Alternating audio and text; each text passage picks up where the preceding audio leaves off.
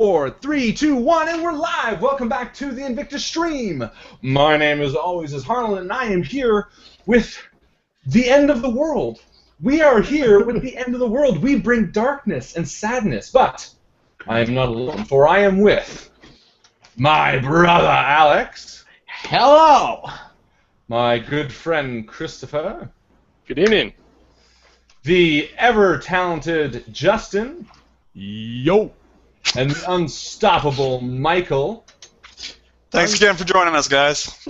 And we are here to regretfully inform you that this is the last game of Numenera that we will be playing. I wanted more of a sad, but I think that's going to work as well. But either way, that's it, guys. This is the finale. This is episode 10 of a 10-part series we've had over as many weeks. Well, a few more. But first off, I am so excited to be doing this. I'm so excited to have you guys all here with us. Thank you so much for coming and watching. Tonight's going to be a pretty epic game, right, Chris? Let's hope so. That's awe-inspiring. Yeah, it's no, definitely will be. That's what we're talking about. Let's get some bells. Oh, that's the wrong kind of bells I was looking for. So Ding, ding, ding! Welcome. We're back with Game 1 of Numenera, Part 10. And this is the finale. So, welcome.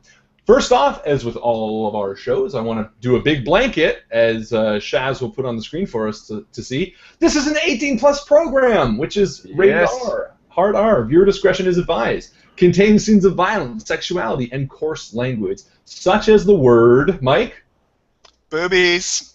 Boobies. We say a lot of boobies here. In fact, I should supercut all the times we say boobies at the beginning of the show. And we got to do this every time, too. Boobies. Yeah, we got to do this. Got to shave it out. So, this is an 18-plus show. If you feel that you are not mature enough to watch us say bad words, then we bid you adieu, and you can log off and you can go and cry in the corner. But it's not going to be too bad anyway. But it is an 18-plus show.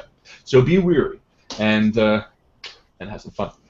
First off, if you are new to watching our stream, or if you're a long-time viewer, then you guys owe it to yourselves to go like that video on YouTube right now. You're watching on YouTube, or however you're watching it, just go on, just hit that little thumbs-up thing, and that means we did a good job, or at least we're trying to do a good job, and it gives us that validation. Secondly, if you are not part of the awesome Facebook community, go over there right now and log on to Facebook and join our group. We have almost 100 members. I'm hoping we push 100 tonight. What do you guys think? Oh, I think it's close. Yes. Yeah.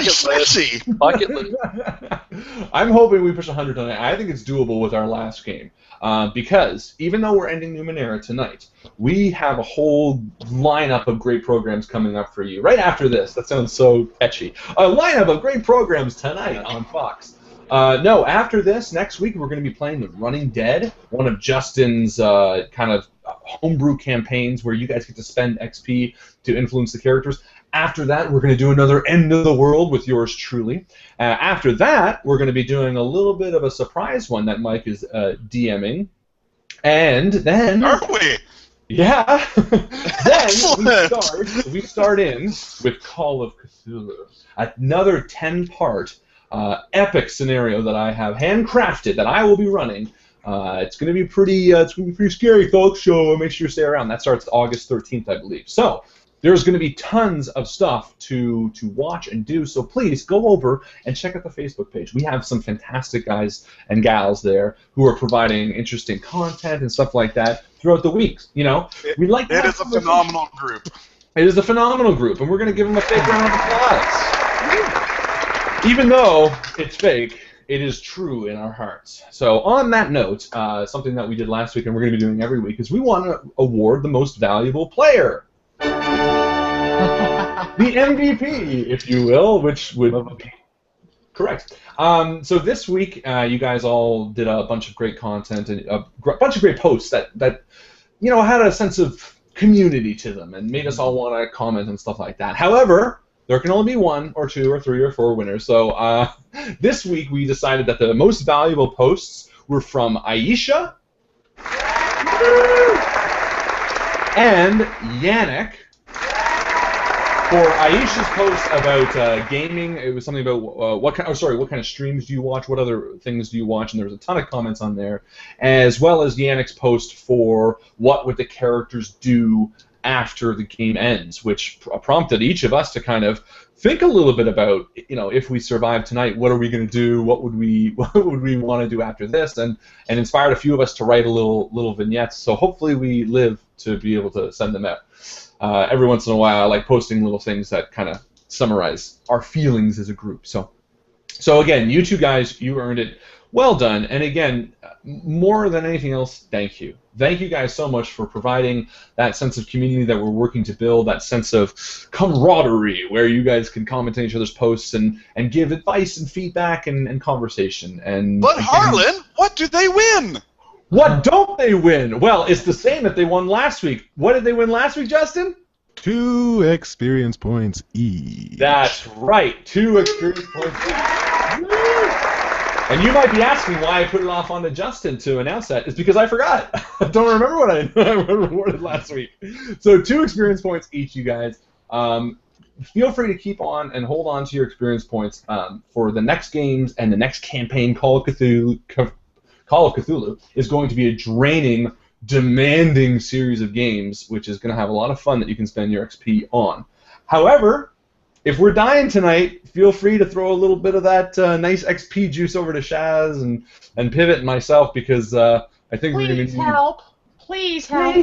Please. Of course, as always, we'll have a begging thread on our Facebook group to make sure that it is that we get the communication from you guys.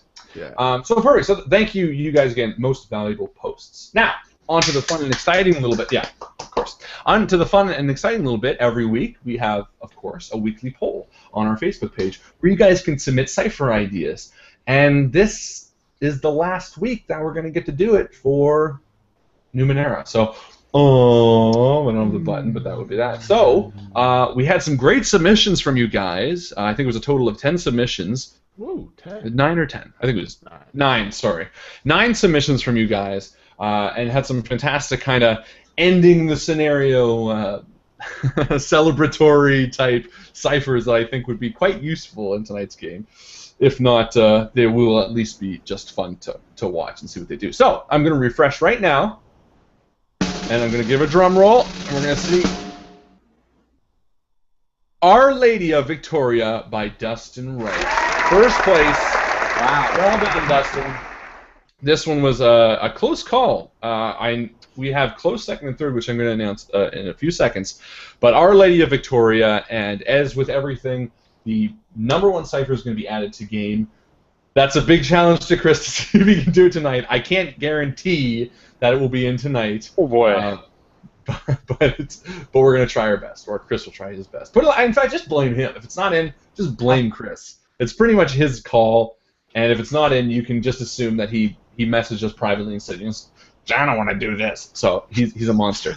Yeah. #2 was Azan by Aisha. I thought this was really cool. I voted for this one myself. They're all really cool, don't get me wrong, but I thought this was a fantastic idea. And I think it was a cowl that when you wear, you can hear the dead or some of the dead or something like that. Hopefully, the fact that it's not in game will be a benefit to us because no one will die. So let's just hope for that. That is the wrong button again. And then finally, or not finally, sorry, we have third place. So again, first place, Dustin, you get 4 experience points. Aisha, 3 experience points for having second place. Third place, Hammer of the Ancients by Samuel Justice Lyons. I say Justin because we always call Justin James Justin Justice because he is a superhero after hours. I am. He has a super suit that he loses often. And you get third place. Super my cover, thanks. Sorry! It's okay. We'll play a role-playing game. People will just think that I'm being clever. And that's third place to you, Samuel, so fantastic submission. Again, I'm going to give you 2 round of applause, all 3 of you guys. And then we have kind of a tie for 4th place. Not kind of a tie, a legitimate tie. We have Power Armor by Gabe, the 5-inch nail by Patrick, Training GI by Yannick, and The Button by Florian. So again, well done, guys. 3rd place, you guys all get right. 1, 2, or is that 4th place? 4th place. Everyone gets 1 experience point from here to the bottom. So I shouldn't have said bottom. I meant from here to the people who didn't Also receive matter as many just votes as much. yeah, exactly. That's the. Well, let's just be honest. There are the ones that got more votes. It's nothing against them. That's just how it was. So, well done, guys. Again, fantastic submissions. One last big old round of applause and a pat on the back. People say I abuse the button, but they're crazy because you guys earn it and deserve it. Now, a quick reminder: that experience points that you got, those experience points you guys just got, you don't have to use them tonight. You can. It'll be beneficial to us, but doesn't mean you have to. And second, while this is the end of the Cypher submission weekly, poll that we're doing, it's not the end of the polls in general. We're going to be continuing polls throughout all of our games, as well as the next series, Call of Cthulhu. And I think Bob gave me a few cool ideas, so we're going to have something similar during Call of Cthulhu, where you guys do get to put in kind of suggestions for artifacts and oddities and things like that. They won't be as immediate. They won't be, something that you can just stick in your arm and spend, whatever, a roll to heal. But they are going to be very cool and very fun. So keep all those creative ideas active in your brain, and it doesn't mean it's the end of everything. So, finally, I have nothing else. Does anyone else have anything to add? We had a lot of new members join this past week, so just want to do a quick welcome to everybody who joined. I'm not going to read them because there's a lot of them, but welcome. If you're watching, please post on our Facebook page. We got a stream going that you can comment on tonight's game. Yep, Theric started it. And yeah, welcome to the Invictus stream. Yes, a big welcome to you guys, and as with everything we do here, a big round of applause. Because why not? Now, Hey, Harlan. What's up? I took a poo earlier. Did and you? I wiped myself. Now, you might think we're just telling a joke there, but seriously, Justin has huge issues. It's a big This deal. is a huge step up for Justin. He's a big boy. No, and if you did just join the group, jump over to our actual like page. I don't know what the difference is, but there's a Facebook page and a Facebook group. So go over to our Facebook page and give it a like, because you can earn some additional experience points there too.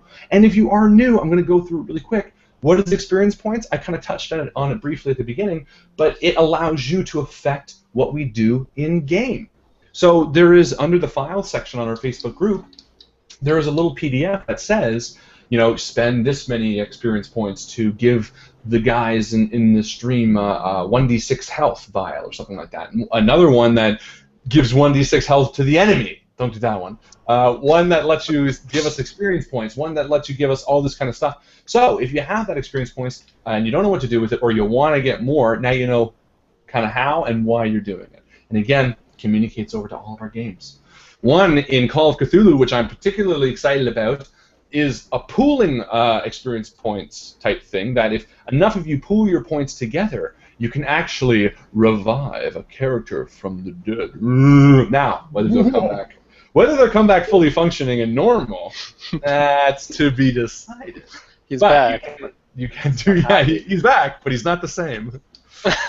So that is kind of what you can do with that. And again, a big welcome to all the new players and watchers, because you're playing with us as well. That sounds sexy. You're playing with us. That is all for me. So I am going to throw it over to Chris without any further ado. Now, seeing that this is the last game, do we want to do a little summary or jump I was just right thinking into that. it? Well, I mean, I got a little thing I want to get going to, but that's kind of just for this game, a little prelude for this game. But I would love maybe to have a summary of what, huge things, what epic adventure you guys have had, if I say so myself. All right. No, you know, then why don't we the do beginning. this? Why don't we each summarize, 2 games and kind of some of the points from there and kind of think about what was, Yeah, more or less 2 games. Obviously, we're not going to necessarily break it up evenly, but what you remember, and then pass it off. Maybe talk for a little bit. So, Alex, why don't you tell us what you remember about the first and second-ish games, and maybe one of the quick highlights from that game. Yeah, well, we all met randomly. I guess it was on the road. Well, yeah, Right. you guys all met because you had been adventuring together, found Right. some artifacts in Numenera and ciphers, and need them identified, and there was a star in the sky. That's right. Yes, and we all came together. I was having weird dreams. Pivot and Brainy Jack were already working together, and Theric, came from the swamp. I'm not really sure if they're. Derek was a lowly farmer. Yeah. So and that's where we started. Actually, speaking with an ignorant farmer. Not that to say that all farmers are ignorant, but This we one did. definitely was. This one definitely was. He didn't really know much. But then we went to Carnelium, is where we started. To look for Giom Kittrick, we ended up seeing there was this big idol of a head that stood out, that the people in the town of Carnelium. You said that so weird. I was confused. Idol. You're like idol. Like I dole out cupcakes for every person in the room. Halloween, idol. We're Canadian here, eh? Igor and Idol. Blame it on the accent. And so we did not find Giom Kittrick, or did we? Okay. Yeah, we did. Basically, we And got then to we left. town. Yeah. And then you stabbed him in the face. That's when I stabbed him Yeah, in the face. we got to town and we went to a marsh. We had to look for a device so that Giom could look at the star that we all saw in the sky. Right. And what was that device called? That eyepiece? An Oculus. The Oculus, yes. So we all went into the swamp and we killed a bunch of abhumans that were obviously horrible, horrible creatures that had to be killed. But before we did that, we went to that little hut at the edge of the woods where The donut roof hut. Fenton Miles was meant to be. Yeah, that one that he drew. And we rescued that young girl from the supposed jackdaws. They weren't real jackdaws. Yes. Yeah, Fakies. Then Which we was went to after the the woods. worm face people. that was after. Which you slaughtered. No. Oh, after the. Oh, I thought you were talking about the people in the bog with the crab thing. No. Oh, sorry. You're right. Okay, I thought you were talking about that. Yeah. So we did all that, and then we attacked this crab thing that had the head of Fenton Miles on like a little Tendril. tendril. Yeah, actually, I have a drawing of that one too. It had them all. On a monkey head too. It had 3 heads or something like that.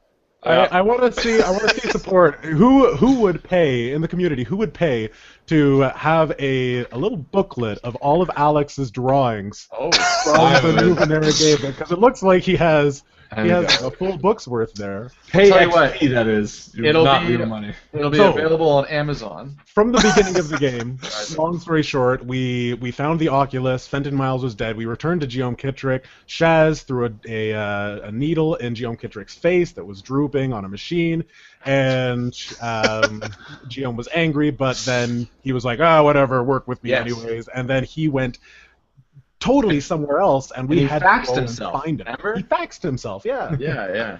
Yeah, Although laser we didn't know fax. what a fax was, it was all fancy. Then we met the Iron Wind, which we were all really nervous about because it changed. Oh, before that though, you got Borgel. You went into the cave and you found Yes. went to the The cave. healing cave. Yes, Cave you're where a right. whole bunch of people were going with their dead bodies to have them resurrected. That's right. That was Borgel, weird. my best friend. Greg Bush loves Borgel. Let's just put that out there. Aisha Yes, loves he Borgel. Aisha Legitimately loves, but She is officially our Borgel advisor, yes, our right-hand she advisor. reminds us. So then And we met a because little of guy. We met a guy named Tusk who teleported us towards Kai, That's right. and we Key. thought he was going to teleport us into Kai, but It's Kia. No, it's Kai. Pronounced Kia, guys. Kia, but he actually teleported us into the Iron Wind. Ah, And we had yes. to run for our lives to get into the town of Kai. And did we all make it?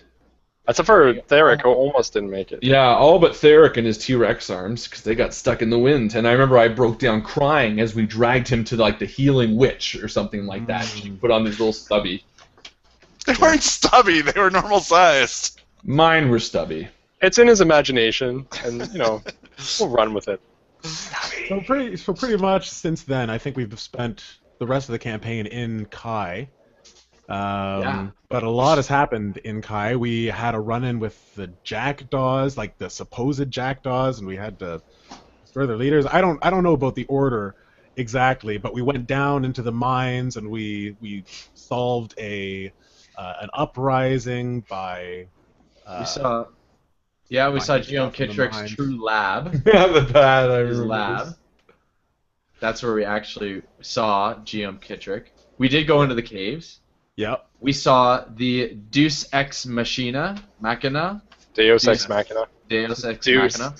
Yeah. That huge machine underground that That thing is too. being run by other little machines that work for eating bats or something like that. We got kidnapped by my former boss and mob leader.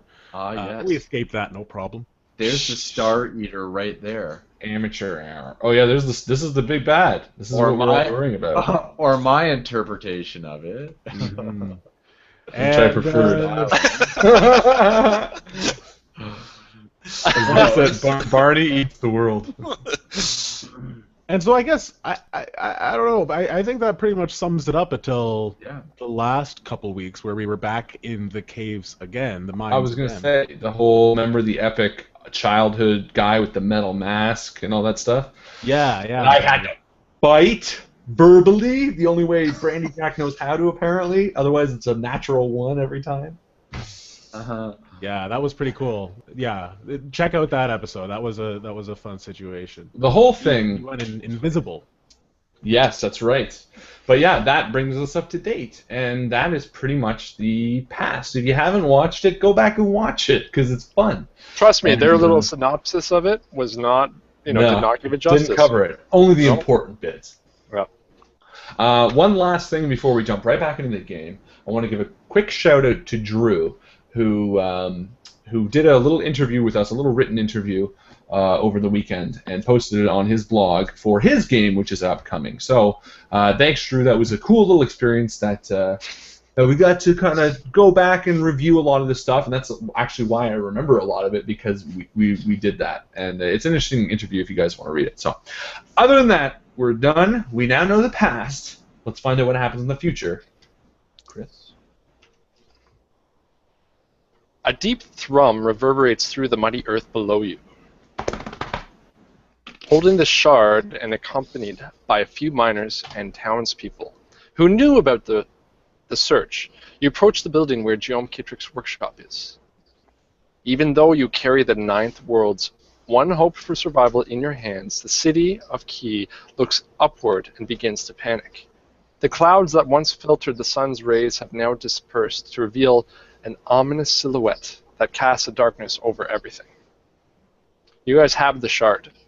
You have the thing that Giom Kittrick has sent you on a journey, an epic tale, in order to retrieve. Everybody around you is panicking. There are people trying to take shelter. Some are wondering if they should go into the mine. Some are staying in their mud huts. Some people are wondering if they should leave Key and hopefully find some place where they will find refuge from the beast that is above the city now. You can't really see too much detail looking above you, but you do see a darkness, the shape, the silhouette of this creature. It is almost like it's middle of the night, even though it's not. Well, sorry, is there more to go? No. Then let's get this shit to Giom Kittrick. Mm-hmm. Is there anything stopping us? Not yet. The ground is shaking. Not yet. That's ominous.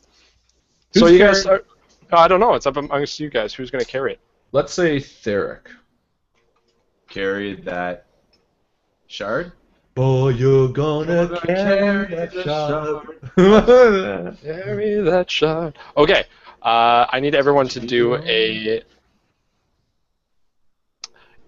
It is going to be a GM intrusion right off the bat.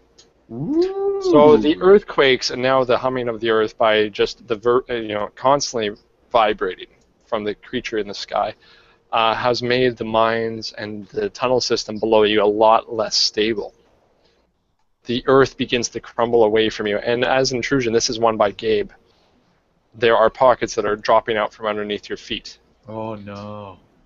So, Thanks, Gabe. Thanks, If- Gabe. as an intrusion, how the intrusion is supposed to work is that I give you an experience point for you to just have it happen to you. The other option, however, is how I'm going to use it, is I'm going to make you guys force a roll. You guys are going to roll, either you roll and try to get away, or you fall automatically down. So if you take the intrusion, you fall automatically. If you don't, you have to roll. All So right. all of you have this intrusion happen on you. 1 experience point each, which is actually 2 experience points each, because you get to share. I love sharing. All right. All right. I'm gonna try to roll. for it. I'm gonna Say spend this the next again. roll. Only one of us has to. Yeah, so basically the earth is crumbling beneath your feet, so you all have to either take the experience point and fall, or don't take it and roll to see if you survive. I'm gonna roll. Not survive, but you're gonna roll, so not take the experience point. Anybody else? I'm gonna roll. Yeah. I think I'll I roll. will roll. Okay, everyone rolls. No experience. So Go ahead. So you see the parts of the earth, the muddy earth, is starting to sag down sinkholes. And where the sinkholes are going down as you're running, because it's happening all around you, you see people falling into them themselves. And when they get there, you hear a and all of a sudden these scarab beetles, Wait, a these what? big nasty bugs, What's are that sound? clambering out of the holes and starting to devour the people that fall down. So they're screaming. Oh, I mean, there's not a God. ton of them, but there are some of these sinkholes that are happening. So you guys are kind of dodging as you're running through the city. So let's roll for your dodging. See how well you can manage to not jump into one of these sinkholes or fall in. Great. Start with Alright. Shaz. Oh, I already did. Oh, I did good. Oh, Randy Jack is nimble-footed, and who's carrying this shard? That would be Theric. Theric. Theric. who's Okay, so gonna now make it Randy foot- Jack is fine. well. He hurdles over a person as they sink into the sinkhole, and he No, uses them. so. He uses them as a catapult, and he goes, "Sorry, this is more important." Okay, hold on. I wouldn't Okay, do it. apologize. No, whatever you want to do. I'm just I wouldn't apologize for it. oh, that's the only difference. You get it. I would do it, but you know what I would do too after? I would make sure Theric's, like, because I know he has a shard, and right now it's the only thing that matters. So I would make sure that he's, and like maybe prepare myself if I need to grab his little raptor claw. Or have him throw it to you like rugby style. That's His what I raptor was claw? thinking. No, yeah. the shard. All right, Shaz, your turn. Okay. Boom. Not bad. Boom. No, yeah, you managed to. You feel the earth begin to sink beneath you, and you manage to get away. And I I jump feel and say, the earth. Slammo. Move. Under my feet. Slammo. I'm gonna leave Theric for last. I I like that. Pivot, your turn. All right. Any effort? No. Is everyone almost dead? Oh. Yeah, pretty much. Oh wow. Okay, so your feet stick into the mud. It's fairly thick, and you lose your balance as the sinkhole starts to consume you, and you fall down and you start to sink. And as you do, you hear that as beetles start to appear out of the mud from where you sunk down and make their way towards you. Theric, it is your turn. Yeah, just before we go on, Patrick LaFrance wants to use XP to give 1d6 health to pivot. Good call. Nice. Gee, thank You you. might need that in a few minutes. Who is that? All right. Who was that? Patrick LaFrance. Oh, thank you, Patrick. Is it Thank La you very France much. or La France? Either way. Patrick. I want to say La France Le Français. because I like Guy Lafleur Le Chateau. Hein? Oui. Yowie. All right. Theric, with the shard in hand, you are running with it like a football. you're trying And I am going to. This will hurt, but I'm going to use 3 points from my pool Boy. to lower it 2 tiers. If I can do that Oh yeah, for sure. for speed. And you do manage to evade the holes. As you see Pivot sink down beside you, you don't fall into the hole that would have taken you with him.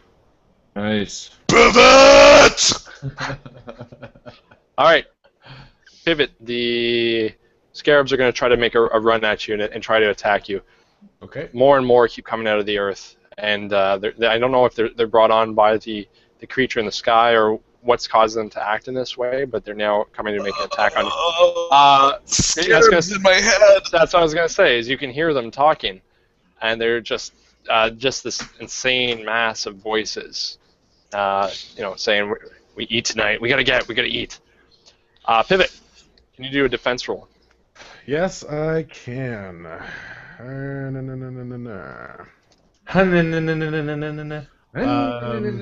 Speed defense, I guess. It's up to you.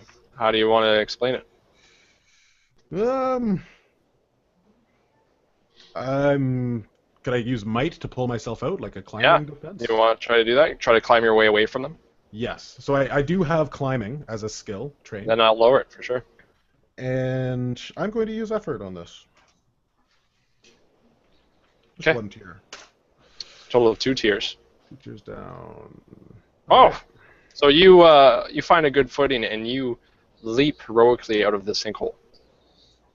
Excellent. Okay, so you're on steady ground now, and you're able to move along, but you see the scarab is still coming out and starting to pool out towards the other parts of the city. So I brush the few remaining scarabs off me, and I spit on the sinkhole, and I turn to get my bearings to see where Theric is going. Spit on the sinkhole. Yeah. And all the scarabs, they taste the spit, and now they have your blood on mine. Shit. And they're really insulted and run away. Sure, They're so offended. Is that a bottle of wine, Mike? No, this is. That's what I'm saying. This is the one beer? terrestrial beer. That's hilarious. This is thanks to my Need a good bottle friend of Jim wine. Wilson. That's hilarious. Thank you, Jim. Just send mine whenever tomorrow, whatever. It was for his birthday. Yeah, wasn't there? Who was the one who was brewing the beer on our site? When are we getting that beer? I want Slammo beer. Yeah, Slammo beer. Was it Gabe who was the brewer? Alex be No, like, it wasn't. Slammo! No, Now I know what I'm yeah, editing. wasn't it? All right, so you guys have the shard, and you guys are on steady muddy ground, and you keep moving on. Eventually, you pull up to the huge spire, in the middle of the city, and you can enter and make your way up to see Giom Kittrick. We run. Okay, so you're in a hurry, as should be. Running up the stairs, you're out of breath and you're exhausted, but you're climbing and you're running on adrenaline. You get to the top, and unlike before where it was a door, it's open, just ready for you guys to come in. And as you move into the space, an electric hum fills the air and the smell of ozone bathes the room.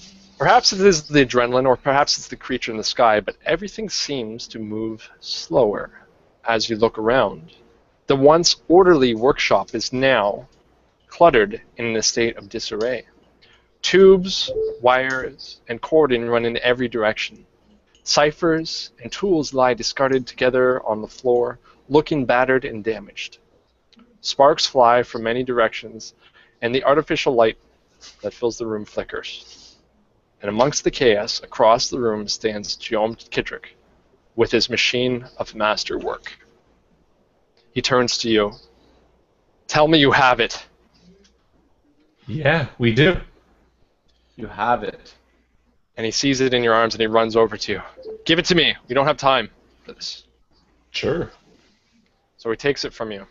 He cradles the shard as he walks toward a pedestal on one side of the room. With great care, he places the shard on the surface. He looks up at you. This could get loud. The shard rises in the air and hovers suspended over the pedestal and then begins to spin. Accelerated into a blur.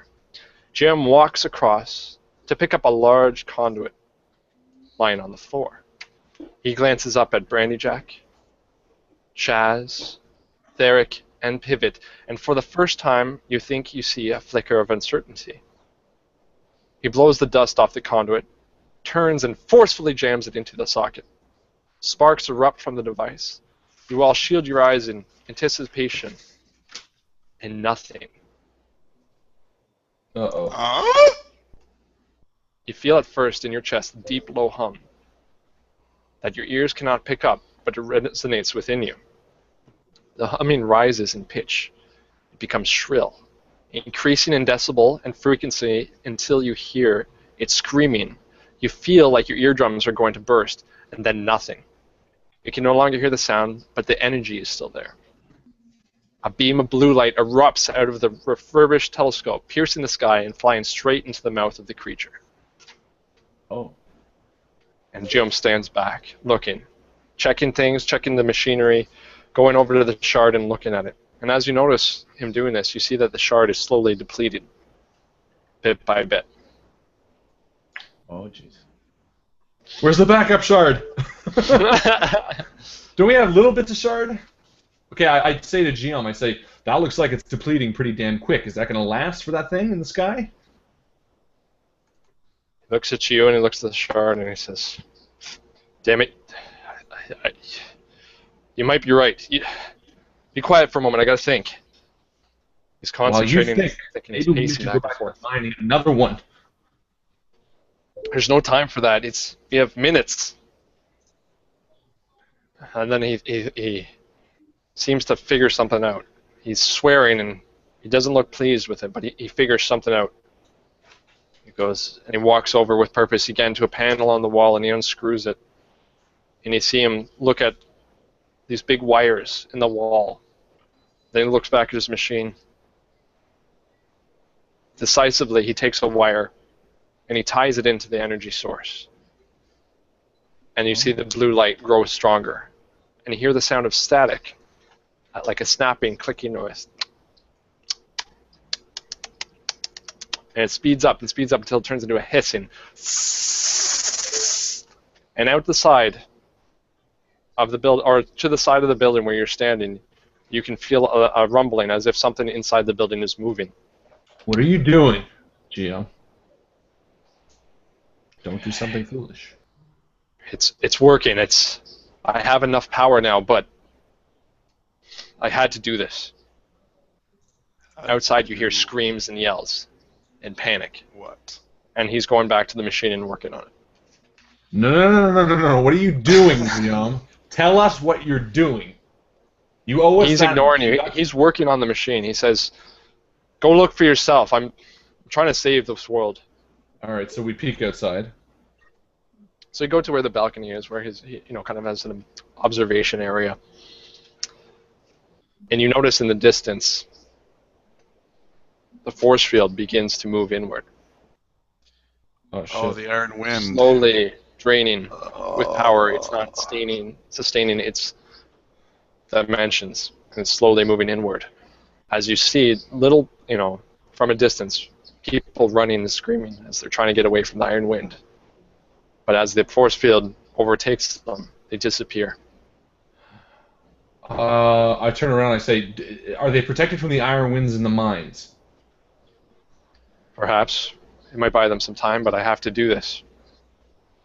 Do you have a megaphone? He Or says some no. amplification device that I can shout to the people below? What about your mask? Thank you. Think your mask has that power? I destroyed the mask. I left it with my follower. Oh, right. He did. Where is, what's his name, Gwillem or whatever? He should be along shortly. Okay, can I have someone do an intellect check? To make an observation Someone about with some intelligence? what the rumbling was that you heard from the side of the building, from within the building. Anyone want to make a try? Shaz? How Shaz. intelligent are you? Although I'm going to need some healing. Real Well, bad. I was going to say Hans offered to give up to 3d6. So, I could definitely use one. Can I So just people are dying as you guys are talking. It's slowly creeping in as energy is being drained from the force Just field. roll Power- it. I'm using my intellect. We're going to go now. What do I need to reduce it by? Just observation. Don't worry about reducing it. Here we go. You'll succeed. I have faith. 18. And a 1. Oh, I didn't mean to roll the 1. That's okay. No, No, I'm count it. serious. That means I 19. had it. I Okay. had it selected. 118. You know everything. Looking out the side, you're looking down. Everyone else seems to be looking up and out and seeing the destruction of the earth, but you felt the vibration in the building, and looking down, you see this artifact protruding from the side of the building that wasn't there before. And coming out, you see this cylinder-shaped rings, so lots of rings, and they're slowly moving, and as they cross, you hear that static sound, that and it starts to accelerate, and starts to glow, and you can't even make out the rings anymore. It's just this glowing sphere that's sticking out of the side of the building now. Well, I'm going to run down and grab it. It's like halfway up the tower, so you wouldn't be able to grab it. No, it's sticking out, so you have this appendage kind of coming outside of the building and a glowing sphere. Okay. So I poke Giom. I don't poke him. You poke him. I get his attention, Yep. and I say, Giom, what is that thing? What's that electrical bulby thing? Ticka, ticka, ticka. It's all part of the apparatus. The apparatus, eh? And you want to do a roll? Yeah. Well, something tells me I don't know. Oh, what's God, going on. Yeah, You hit him in the forehead with another pen. It seems to be that it's something you can't comprehend, something beyond you. So it's yeah. But what do I recognize about this artifact? Is it functioning properly or improperly? Maybe. You have no idea with your one. You rolled a 1. I contact Borgel and I ask him if he can connect to multiple targets. Because when we were in the cave, he got to all 5 of us, or 4 of us. He says I can do it. Perfect. But it And might. I say, you need to get into everyone's head and tell them to go to the mines as quickly as possible. If I do that, it could kill me. I'll take that. No, okay, I hope Borgel out. And I say, Borgel, when we first met you in the cave, you wanted more than anything to be human. And there is nothing more human than desire to save another life. That's why we're here. We're here to stop whatever this is. Serve your purpose. Do what you need to do to save these people. And I extend him over the balcony because he's made of like concrete, and I drop him. Unless he'd have better range from up high, in which case I'd keep him. You drop him, So he has better range from below? Perfect.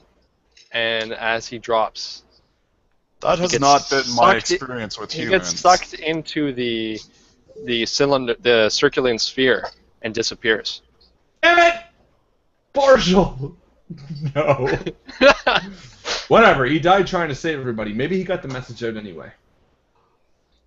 We need to save people. We need to stop that sphere. So what is? Why did you drop him off the side? Well, I figured it's like he would just land in the dirt. He's like made of... Yeah, probably. It's like dropping a penny off the CN Tower. Besides, if everyone's running around on the ground, he's everything has been in distance, right? So Yeah. he needs to be closer to everybody. Proximity. No, I agree with you. It seems reckless. So Well, what I is wouldn't have figured. Hold on, did I not have like a clear view of the ground? Was it like? Yeah, you did, but even though you would have dropped straight down, it got pulled in. So even They if got- we were to walk down the stairs, would we get pulled in ourselves? No, because the stairs are completely encased. There's no way to actually get to that. Does this thing go 360 around the building? No. So Well, then I but wouldn't have dropped him off the side that had it on it. it didn't have it on. Is what I'm explaining to you. Is that Oh, it was okay. probably within 20 feet of it, and it got pulled in. Okay, what if I threw him? You wouldn't have known that. No. So you tried, and he got pulled in. Fair enough. Right, he's So just what is gone. that thing? I've got no idea what that thing is. And the force field's moving in slowly. Okay. People are panicking and running towards the sphere, or to the tower that you guys are standing in. I the say, center of shit, the we got to do something, Brandy. And I start making my way downstairs. And I follow quickly. I am at a loss, as I cannot punch this. You never tried. Or intimidated. So getting to the bottom of the stairs, what do I see? So like the force field is getting smaller and smaller, and like the outskirts of town are basically being enveloped by the iron wind. That's right. Well, as far as you know, just the force field's no longer there. And you hear screaming, and you hear panic, you hear crying. Oh, so the force field's gone, but the cloud is getting. The force field is there, but it's just moving in slowly. So anything that's gone through the force field is no longer protected by it, right? Right. Okay. Yeah. Gotcha. So this dome is just slowly getting smaller and smaller, and everything on the outside of the dome, the iron wind is having its way with. What else can power the dome? I say to Giom before heading downstairs. Is there Giom anything looks- else that can... What? He looks at you and he goes, I would not have chosen this if I had any other option, but I had to. I powered the dome. This is the energy that I provide in the machine that I've made. So this will take your life as well, Giom? No. He'll just fax himself somewhere else. Well, you know what? Sometimes sacrifices need to be made for the greater good. And I think that we should... Like, is the laser beam running? Yeah, it seems to be working very powerfully as the shard seems to be lowering. Okay. You see above you that the creature is writhing. Its limbs and its silhouette is just writhing. I picture like a worm when you're fishing, writhing around. Yeah, exactly. Like those appendages are like that. So I asked Giom, is this going to work? Do you think this is going to kill the beast? It'll work. Kill the beast. Then you have to continue doing what you're doing. We have to find a way to protect the people of this town from the Iron Wind, right? That's the bottom line. No. The bottom line is that I save The world. what is important in the ninth world. But we don't need to be standing here while you're using the laser, do we? You can do whatever you'd like. Okay. Perhaps you should come with me. Go where? Where are you going, Giom? Well, if the rest of the town is going to die, perhaps it's best that we leave. So there's no way to save these people. Can you do a roll, Brandy Jack, to see how? Yeah, what I'm going to have you do is kind of understanding the kind of coded speech he's kind of using. Okay. I will use. What was it? 3 XP to lower it 2 tiers. Yep. So. And I will also use one of Hans's very generous donations to do a 1d6 because my might is at 1, and if I get hit, I dead. So I will take one of them. I need one too, if that's okay. You guys fight over the other 2. Go ahead, Justin. And I got a total of 1 Yeah, plus you my tier, so 3. So, Justin, what are you doing while this is all going on? Pivot. All what's right. your kick? Well, Pivot has run downstairs, thinking that Brandy is behind him, but he turns and sees that he's not there. No, well, once Shaz talked to him, I would have stopped you before going, because I want to know. I want to prompt what Shaz would have done. I If you, say, Brandy, there are people dying down there. We can get them to safety if they go into the mines. I'm going. that doesn't guarantee safety. It You doesn't. don't but it's know worth that a the mines shot. protect them. Okay, hold on. Let me roll him really quick. So 10, and I lowered it 2 tiers. I'm going to give you an advantage because you're good at social interactions. Yeah. You can tell that he has not been completely honest with you. He does believe what he's doing is for the best of the ninth world, but he's hiding something. What are you hiding, Giom? Tell us now. We've been your errand boys for this entire ordeal. We ran around, got you the Oculus, got you all this shit. And look, and we're doing it for the greater good, but you got to be straight with us. What aren't you telling us? I know. He's gonna let the people of this town die. Well, he's already kind of doing that. So what aren't you telling us? He looks at you and says, as I've said, immortality is something that I search and long for. This world, the ninth world, will end. It's impermanent. These people down there, I would not have them die for no reason, but to save the knowledge that I have. To look for immortality is something worth saving, for the good of all of the ninth world. So you're going to save yourself and sacrifice this world? I will live, yes, but I'm not saving just myself. I've lived for hundreds of years. I have gathered knowledge and understanding of things that you can't possibly understand. If I die, that will all be lost. Don't you see? I'm doing it for everyone. That is a delusional... So, are you saying... You start to hear a bashing, a metallic sound as down below the miners, Kent Rockford, Morrow Edsley, the homeless man who you gave money in the first entrance of Kai, are now all trying to get into the building, all trying to stop this. I'm going down, Brandy. Okay. Giom Kittrick looks you in the eye, Brandy, and he says, I thought the shard was going to be enough. I did not intend for this to happen.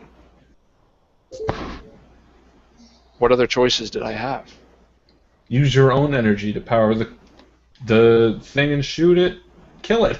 That's what I'm doing. I'm using the energy that I've created that was once powering this force field. But if this Once force field protecting us. drops, the world still remains. Other civilizations are fine. Just the But city crumbles. Yes, and I lose my opportunity. What is your opportunity for? This creature. What do you want to do with this creature, Giom? Stop speaking in riddles. We have no time, man. He wants What to are you capture trying it. to do? He's trying to And capture you see him making, he starts looking to the edge of the platform. And he looks like he's about to make a run for it. No. There, stop him! Justin, pivot. You're making your way down, and as you're making it to the last floor of stairs, the door cracks open. And there before you is some giant-looking men. And at the lead is Kent Rockford with his pickaxe. And he's limping his way towards you. He says, "Stop this. You lied to us." Let me get outside. I think I can stop this. We don't have time. We need to go and stop Giom. Get to the top of the tower. You go ahead. I'm gonna stay down here. Maybe I can help some more people. And he goes up and pushes you in the chest and he goes, "How can we trust you? Hey, You were working for Giom." your beef isn't with me, man. I guess we were misled ourselves. But maybe there is something you can do. Hell, I know you'll be safer in here. That's why I came down. If I survive this, you have some explaining to do. And he pushes you aside and starts running his way up the stairs as fast as he can with his hurt leg. And look at his leg. What is it? How is it hurt? Well, from the pickaxe actually hit him earlier while you guys were in the mines. And it still hasn't healed properly. Not to mention he was covered in stones in the mine. He's not doing great. He's doing as well as you guys are. So I usher people inside and I tell them to get upstairs, get on the stairway. Just there's too many of them. There was like thousands and thousands of people All right. outside I trying to show back clamber up- in this one opening to this place, and people are pushing, Right. people are falling and being trampled. Okay, I say, stop! Stop! Everybody, slow down! Okay, you're gonna have to do a roll to try to stop them after you've opened the floodgates. All right. So what's this? An intellect roll or might to intimidate or It's up to you. It won't be might. You're not Right. using physical strength. intellect? Then I will use intellect and I will use effort. So I lowered it by 1. Unfortunately, it's just the fear and the panic is overwhelming the people, and there are people just trying to clamber in. Some of them are just trying to get away from the force field. Other people are just trying to go up there to kill Giom Kittrick. It's really unstoppable at this point. All right, and just as the last thing I can do right now, I guess, is I try to peek outside over the people trying to clamber in. And You could try to push your way through it. It would be tough, but yeah, I'll try to push my way through, being careful not to step on anybody. okay. So we're gonna have you do that, Theric. Brandy Jack has just called to you and say, "Theric, stop him." Is that what you said, Brandy Jack? Yes. Yeah, grab him because I'm weak. And as you are about to do that, you see some of the wires and the ropes and the different things come up, rise off the floor, and lunge towards you to just restrain you. Restrain Yes. me. Yeah, because he thinks that you're going to attack him. Joan's Right. like, "I'm giving you guys an opportunity to come with me. You guys have the potential to be very useful to me and for this cause. Do not let these people die in vain. Come with me." And he's trying to restrain you, so see if you can Okay. dodge another. So if I can dodge, let's try that first. Ooh, I'm hurting. So again, I'm going to lower it 3 tiers using 3 from my pool and my speed defense. Whew. And I'm going to... and it's going to succeed. So how many did you lower by? I lowered it by 3, and actually, oh crap, I'm going to have to log out and log in, but I actually did get an 18. Oh, nice. Okay, so you were successful. So you dodge and weave underneath, and now you're within close distance to Giom Kittrick, and he's looking you in the eye. He says, Derek. No, he's not looking me in the eye because I've grabbed him by the throat and I'm lifting and pinning onto the ground. Okay, that'll have to be a might attack, and he's a heavy, big guy. Yep. Okay. That won't be a problem. The guy coming up. I mean, it will be a problem. I'm only going to lower it 1 tier. Actually, but then again, because my unarmed attacks lower it the 2nd tier, so it's going to lower 2 tiers. Okay. So you're just blatantly attacking him now. No, I'm lowering him to the ground so that he may rest by his throat. In a hurry. Take a nap. And actually, I got a 17. Convenient. On the last game, On the last didn't show up. Last game I got 2 20s in a row. Can you stream share it? And I I'm guess going. okay. Oh, no! But what I'm going to do is, you guys go ahead and talk amongst yourselves while Giom's pinned down, and I'm going to log out and log back. So in again. Giom is grasping your wrist as he's doing this. He's grasping there because everybody's like, "You fools! You're going to ruin everything." And I talk to him. I say, "What are you planning on doing? What are you planning on sacrificing so that you can live forever? What's your master plan here?" He's in desperation, and he starts talking to you, and he goes, "I'm leaving the 9th world. How? I've created with enough energy. I've never had the opportunity that I have now. I've never had enough energy. I needed 10 gigawatts or whatever it is from Back to the Future. 10 gigawatts! No, I've never had the opportunity that I have. It's presented for me. Don't you see? The shard was needed, and the beast now, I can extract the energy from the beast in order to escape, in order to find immortality through other worlds, other knowledge, to preserve what is the 9th world. All the best." And he as he's doing this, you see the wires start to come up and try to bind everybody else to just get you guys off of him. Okay, well, I'm not start touching to it. squeeze the throat. Yep. You have one opportunity to save these So- people on this planet now. As I'm looking at Giom, I'm nodding to him. Okay. Okay? In agreement, kind of thing. In agreement to him. Brandy Jack, you see what I'm telling you. And I Get say, Theric yes. off of me. And as you're talking, Kent Rockford bursts in with a pickaxe, and he looks at Giom Kittrick, and he's going to go and make a swing for his head. Okay. So he runs towards him. And as he does that, he goes and makes a swing. Can somebody do a roll for Giom Kittrick? I will do a roll for Giom Kittrick, and he does 1. Unfortunate.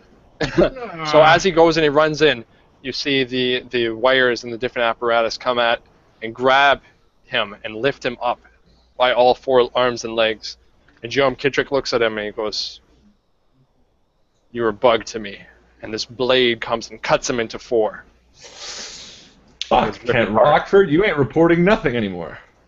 He's ripped, and just the parts of him are just thrown to the rest of the room. Okay. And I say, Giom, that's not necessary. And is anyone behind Kent?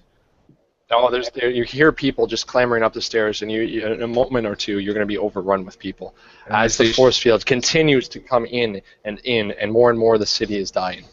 And I say, Shaz, block that door for a second. I turn to Giom and I say, Giom. It's fucking hilarious. And I say, Giom, you plan on getting out of this world? How? How are you planning on getting this world? Now, and I'm looking at him because I'm just metagaming, but I'm trying to understand the situation. And let me just recap real quick.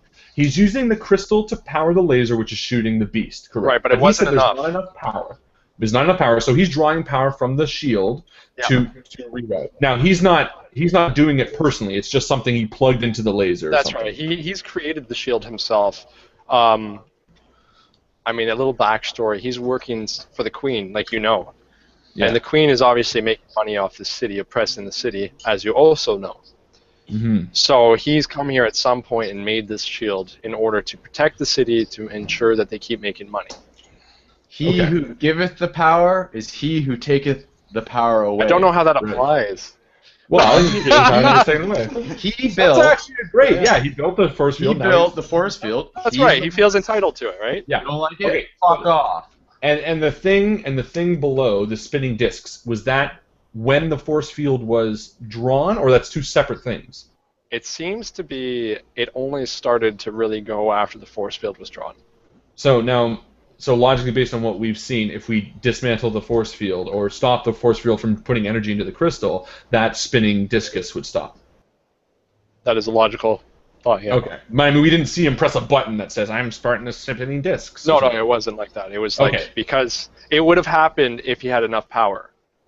So then I turn back to Giom. I say, Giom, you're using the power to kill this beast, but you're escaping this world anyway. It doesn't make sense. What are you planning on doing? If you plan to kill this beast and you're using the energy to do it, are you planning on inhabiting the Earth yourself? Like, I don't see your master plan here, friend. He looks you in the eye and he says, the beast was the opportunity to create the amount of energy I need to escape. Whether the beast dies or not does not matter. What matters is that we get away. So this force field that you've developed, I'm assuming it's what I drop Forgel into, is what you're saying. Where does Yes. it lead? Where does it lead to? Are you asking Giom this? Yeah. To other worlds, to other instances. And it only appeared when you drew power from the force field. Why? I needed Are the- more. Are the My device to extract from the creature the essence that would allow for this to happen. This creature is able to travel through time and space. That's how he's been able to come to the ninth world. I'm extracting that from him. With the shard alone, it was not enough. Oh, so you're not even... I see. Okay, so you're extracting the energy from it, and you're using the energy extracted from the worm and the shard to fill this. And the force field... So you need 3 sources of energy for this Just force the field? shard and the force field is enough to power the device to extract the energy. To extract the essence of the creature. So, realistically, you could jump through this portal right now, Giom, and that creature could still die, and this world would be fine. Potentially. Then why bother leaving? Look, no one's to stop you if you want to leave. There's an amicable solution for everyone. Can you do a roll to see if he's being honest with you? In other words? In other words, hold Please my- be true. I'm going to lower it by 2 tiers by spending 3 XP. Yep. And it's a 10. Again, that's weird. So he's withholding. We can't figure out. God damn it, Giom, I want to come with you. I want Then to let come me with up. you. You're right. And I turn to Theric. And I say, Theric, let him up. As this is happening, Shaz, are you trying to barricade the door? Yes. Just you're holding it. We have Shaz, Trying. the nano, holding the door. Well, who's coming in? There's a bunch of Hundreds. people? Pivot is on the other side of the door with all the masses of people from Key trying to come in to protect themselves from the Iron Wind coming to destroy their livelihood and lives. So there's only so many people can be pushing on the door at once, but you're probably fighting against 4 or 5 people. Okay, well, I'm also using my telekinetic abilities to help me keep force. Let's have you do a roll to see if you can sustain the door from opening. I will sustain. May the power be with me from all the dice gods. Oh, for fuck's sakes. Okay, so the door starts to shift open, and they're gonna come in moments. If no one else comes to help you. I yell, just a minute, I'm changing. Pivot, what are you doing? You're All right, you make your way down, and you finally get outside, and you All right. see the chaos inside the city as people are running towards you from every direction. People are sprinting, falling into the sinkholes, being eaten as the force field is moving inwards towards you. So first of all, I help up the people who've been trampled. Are any of them still breathing? Are they okay? Some of them are dead. Some of them you could help, definitely. You can go around and help some people for sure. And But I as soon usher as you them- do, they still run towards the tower. Yeah, I usher them to the tower and I say, get inside. Your people are inside. Okay. And looking around, how close is the Iron Wind? The force field is probably within a kilometer, half a kilometer. Okay. And are people like running towards the tower and stuff? Oh yeah, everyone's moving in. Some of them aren't running towards you. Some of them are like shift. You know, they don't know what to do. Right? They're trying to get away from the force field. The people inside the buildings, people are leaving the buildings with possessions and running towards you. Some are just dropping everything and running. Okay. Some of them look like they're gonna go take some heads off to try to stop this. All right. And you see the one member from the Jackdaws with several other people there, and he's got the helmet on, and he's trying to help people as well. And he's saying, Good. "Pivot, it's you. Where's Brandy Jack? What do we do?" He's up top trying to figure this out.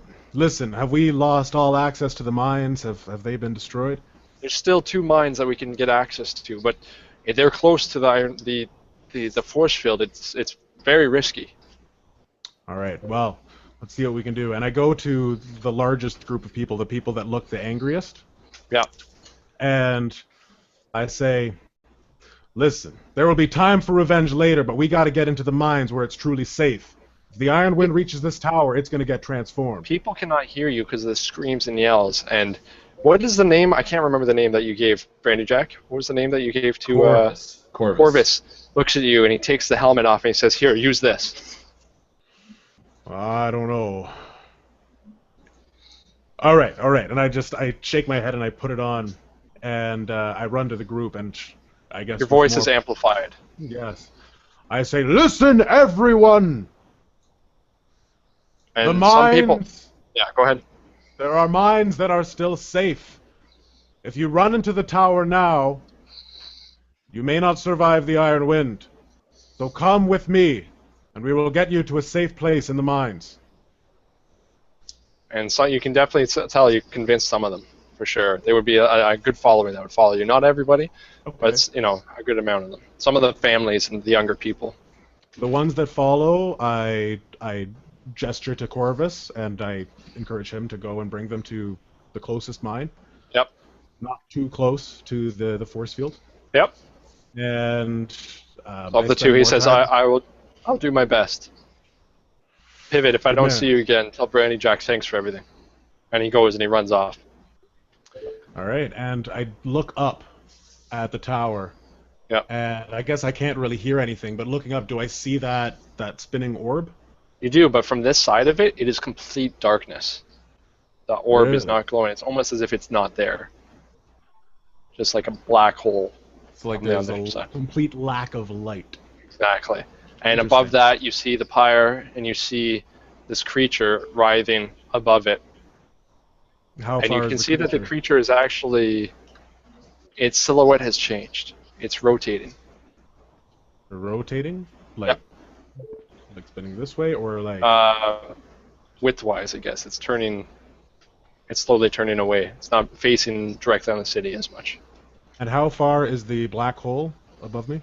About halfway up the distance of the tower. Like 20 feet, 30 feet? If I had, no, I'd be more closer to 50. Okay. All right. And I sigh, and I reach into my pocket, and I say, I hope this works. And then we'll go back to... Yeah, okay. We're going to go back to the room. Chaz, the door is going to open if you guys don't do anything drastic in the next little bit. Okay, I look around. Is there anything lying around, anything heavy? Oh, there's things everywhere. There are There's Giom. artifacts. There is metallic devices. There's definitely something you could find that you could use to help with the door. But this requires you leaving the space of the door or telekinetically bringing it to you. While you're figuring out what you're going to do exactly, Theric, you're going to have to do another roll of defense as more of the wires and things come to try to get you off of him. Well, before that, I told Theric to let him go. Did Theric let him go? Theric did not, in fact, let him go. So it's not coming again. So before that happens, can I talk to him? Because I haven't had a chance to do that yet. Yeah, go ahead. All right. Giom, listen to me and listen to me well. I'm not going to pretend to be as smart as you, and I'm not going to pretend to understand what's going on here. But it was nothing for me to put you on your back, as it would be nothing for me to snap your neck like kindling, then your ultimate goal now becomes saving this city and destroying this beast. I will give you one opportunity to comply. Giom just comply. Yeah, comply. Giom smiles at you and he says, "Theric." Then I don't even let him finish. I just snap his neck. Go ahead and try.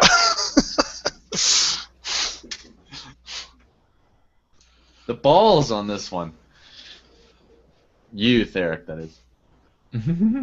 All right. Holy shit. 19. Ooh. You go to break his neck, and you feel a snap and a tug, and all of a sudden you're holding before you Giom Kittrick's head and nothing else, and his body lies there, and he smiles at you and says, "Theric, you're right, you don't understand," as he's talking to you, as he's just a head. And then I throw it on the ground and stamp on it. Okay, that'll be your next turn, but you're gonna have to do a roll to see if he does manage to get you. All right. So again, I'm only going to lower it 1 tier. Yep. And use my speed defense, so that will lower it 2 tiers. Okay. And another. Why? Oh, there you go. Another 18. So you do dodge, you duck and weave. The wires are coming towards you, and you manage to get away from them. Yep. Good roll. Brandy Jack. Sorry, Shaz. Have you figured out what you're gonna do? Well, yeah. And Theric will be back. There's a couple things. Oh, okay. Well, I was gonna ask him. I was gonna say. All right, I thought he was coming back. Okay. Well, in the meantime, I was gonna say to Theric, "Theric, what are you doing? We need him to run the device, and if he's dead, and we turn off the device, it's still gonna kill it's not gonna kill this creature." Anyways, Your knowledge of the device, your knowledge of Numenera is that he's gotten it started. It is doing whatever it's doing. Right. If he dies or not, it will make it so you don't understand, and you can't turn it off necessarily, and you can't unless you destroy it. After Theric tried to kill him and failed, I'd be frustrated at Theric for totally just ignoring what I asked, but that's fine. So I turn to Giom, pick up his head. Is he still just a head now? Well, Theric has his head.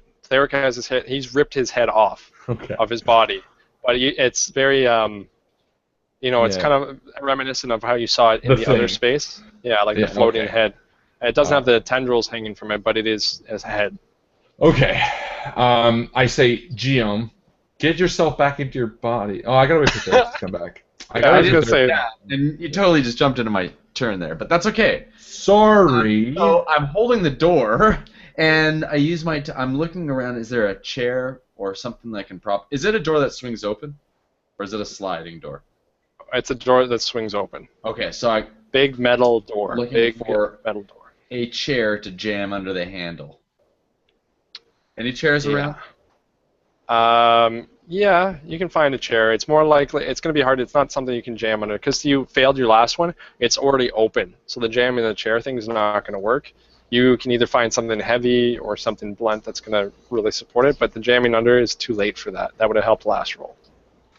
Okay, it's going to burst open. Brandy Jack, what are you going to do right now? Now it's open, or it's not open yet.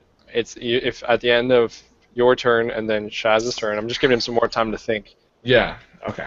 Because that's the issue. Sorry, Alex, I didn't mean to interrupt. It's just because they're all happening at the same time because it's so tight on time. I want to do it before the door. I wanted to do it before Theric ripped his head off, but that just happened naturally. Yes, he had his head removed naturally. Yeah, it was a natural. The guy spilled and fell. Well, now just while you're thinking there, Brandon Jack, I wasn't. I yelled at Theric, if you kill him, we don't know how to turn off the machine. We also don't know if we do turn off the machine, this beast is gonna kill us. Like, don't kill him. Okay. Yes, that's what I've been wanting to say to him. So so Theric got attacked by the spindles or whatever the cape. Oh no, he dodged them. I want the head. I want to talk to Giom. Whatever. Theric, turn the head around so I can talk to it. And I say, Giom, you're going to leave this place. I will leave with you. I want to see worlds beyond this, and I think that we can do that. However, it's of no consequence to you to allow that creature to survive. You can leave and still let these people kill the creature. Tell them how to reverse the polarity once we're through the portal so that they can kill it. And that way everybody wins. We've helped you this far. We've done it without question. There is an amicable solution that you can get what you want, I can get what I want, and these people can still get what they want. Being that he's no longer the person carrying the most chips at this point, thanks to Theric's actions, his head's starting to twitch, and he looks at you and he goes, I must leave. And he's jerking around and acting like a cyborg would. I can't kill the creature. This was never intended to kill the creature. I don't know even why the creature is here. All I know is it's an opportunity for us to leave this world. Look, you're draining energy from the creature. Can you not reverse it and pump energy into it? What good would that do? Blow the fucking thing up! Didn't you see Ghostbusters? I have it on video. He says, yes, there is a chance that we could attack the creature with a great amount of force and kill it. But why would we do that? It would be such a waste. How would it be a waste? We have one opportunity to leave. Look, Giom, we will leave, you and I. Tell Shaz, and I wave Shaz over, tell him how to reverse the polarity, and you and I will leave, and the minute we're through the portal, they can do it and save this world. You and I can see what the next world brings, and they can save this one. Yes, I will tell you what I can about how to turn it into a giant overcharge machine and perhaps do as much damage as possible to it. But who's to say if it will be enough? But I will do what I can. Just let me go. Yes, and I ask Theric, please. And as you're saying please, Shaz, what do you do to stop the door from opening? I use my push force. First of all, I step back from the door and let it fly open. Yep. Immediately use my push force to push everybody back out the door. Yep. And then, run out and try to close it again. I grab something to jam under the handle. Okay, let's give that a try. A big post. So it flies open, and you see all these people with axes and pickaxes and bats and things, and they're running towards you. And I yell because, obviously it creates a little bit more fear, and so I say, "Get back!" And I roll a 13. You manage to push them back, and they do shove back. It's not enough to have them all like collapse down the stairs like dominoes, which I was hoping would happen. But you do push them back, and you're able to run and close the door. Jam. Okay, and they're wailing on you. You hear pickaxes starting to hit at it. Pivot down at the bottom. The portal is still creeping towards you. It might be 700 feet away from you. 700 meters away. Sorry. Okay. People are screaming and crying. You see in the distance, you can see some of them trying to clamber into the mine that you directed them to. Good. And thinking back, that book that I read about the Iron Wind. The Iron Wind is Numenera, right? Yes. It is nanites, just insane nanites. Okay. So I'm kind of doubtful. I don't know if it will work at all, but it is something. If it gets too close, I'm ready with it, because the tower is just made of metal, right? Mm-hmm. If the Iron Wind gets to the tower, then it's going to consume the tower, right? And everybody. Yeah. Mm-hmm. Okay. So I reach into my pocket and I pull out my electromagnetic detonator that disables all Numenera for 1 hour. Oh yeah. Okay. That'd be very powerful. I'm going to stick it onto the side of the tower. Yep. Which is made of metal. So I'm thinking, I don't know if it will work. Maybe it'll just, it's a blast radius. It is a blast radius, but if I attach it to the metal tower, I'm wondering maybe if it'll act as A beacon. Yeah, beacon The or an broader antenna reception. kind of thing. Exactly. I like that. So Yeah, we'll see if that does anything. I'm going to put it there, and I'm going to wait, and I'm going to keep my eyes open for anybody else who's coming. Can I do like an intellect roll to? Yeah, let's have you do an figure it intellect roll to see exactly if you can, how you would heighten the power. All right. I'm going to use effort. Okay. Use 2. Before you roll, I'm going to say this is an intimidating task. Normal people almost never succeed. All right. So It's I'm a gonna good thing you're not normal. two levels of effort. So I'm down to 2 intellect. And can I add my tinkering bonus? Sure. All right. So So 3 you've tiers dropped down. it 3 tiers? So we're at a 9 now. All right, beauty. All right, and I'm going to use an XP. Okay.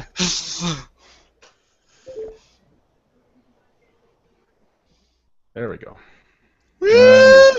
Okay, so you look at this thing, and you're looking around, and you see the portal coming in. You grab a panel, and you rip it open, and you see the circuitry that's running into the Earth, obviously going to the same machine that's creating the power energy that creates the force field. And you think that if you tap in somehow, you tinker with it, you can have the overcharge, the device that will do the EMP, have a boost of energy, amplified by the tower itself, amplified by the amount of energy that you're going to have, and create a charge that might be able to delay what is going on. By an hour. We'll see. Yeah. Okay. I mean, the Iron Wind is a very, it's not a normal type of Numenera device, right? It's not a device in itself. It is the nanites themselves. So it might not even work. Well, And what you're giving I it your best chance, basically. I'm giving it my best chance, and basically my thinking, or Pivot's thinking, is that if the Iron Wind gets to this tower, it's just going to consume the tower. So if they aren't able to get a weapon up in time and destroy that beast and get enough energy, then no matter what, everybody here is screwed.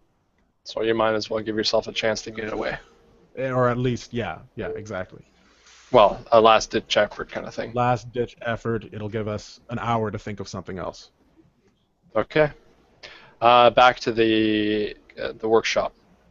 Theric, you're holding the head. Brandy Jack has appealed to you to not kill him. Don't. We need him, Theric. We need him to reverse the polarity, at least to tell him how to do it. Theric, you're going to have to do one more roll to see if you can dodge the...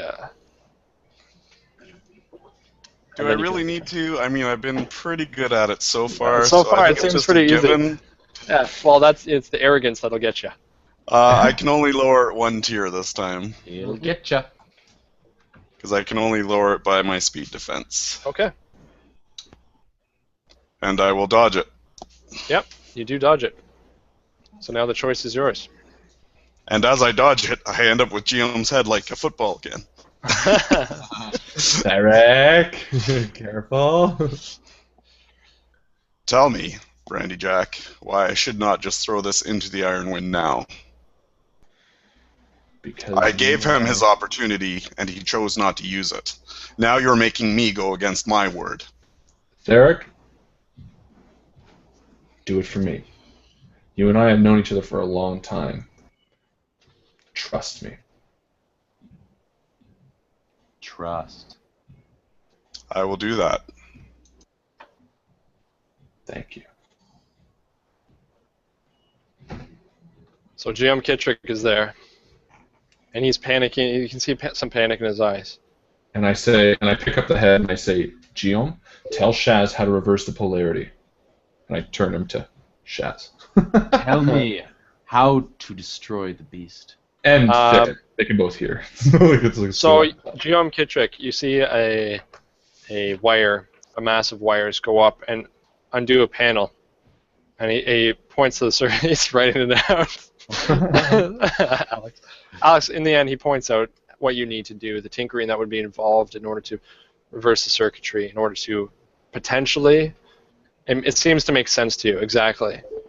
All makes sense now. It doesn't. Just reverse the polarity. But you don't know if it'll work. He doesn't even know if the circuitry will sustain that much of a change in energy fields. Then He says, "Let me go now." I put Giom and I say, Giom, but you promised that you could take me with you, and I put him back on his body. I would like all of you to come with me. And I say they don't see what you and I see. I will come with you, but first, let me say goodbye to my brother. Your brother? And I turn to Shaz, and I kind of nod, and I say, Shaz, a long time ago. Before you do this, pivot. You get to the top of the door, and you see all these people trying to clamor in. You push your way to the front, and you're up there with everybody else trying to get through the door. And you hear them talking on the other side. All right, so I take it I've set like a timer on the electromagnetic device. That's right. You're actually connected with it that you're able to set it off. Okay, perfect. So I squeeze my way through, and the crowd and you're now is at the front, kind looking of at you like.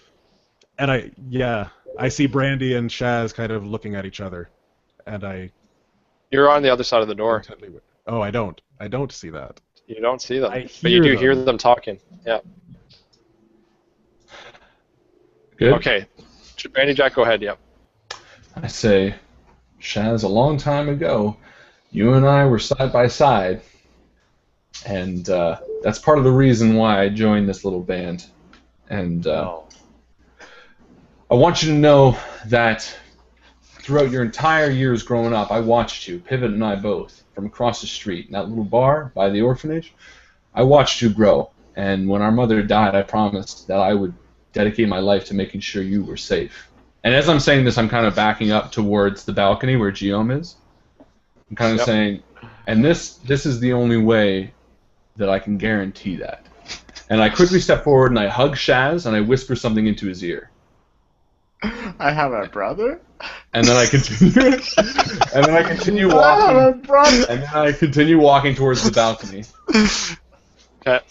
And I turn to Giom and I say, and I look back at Shaz one more time and I kind of nod to Theric. And I turn to Shaz and I say, you keep up the good work, kid. And I yell to Pivot, the old one too, Pivot! And I grab Giom and we jump over the side. You're falling. You're looking up and you see the silhouette. You see the beam of light. And you get sucked in and then there's nothing. Oh, hold on. You're just gone. Hold on. Shaz. As soon as they start, just before they hit the beam of light, I do exactly what Brandy Jack whispered in my ear. And I reverse the polarity immediately, killing Brandy Jack and Giom in one foul swoop. So you reverse the polarity. That spinning as soon as they go through. Of discs.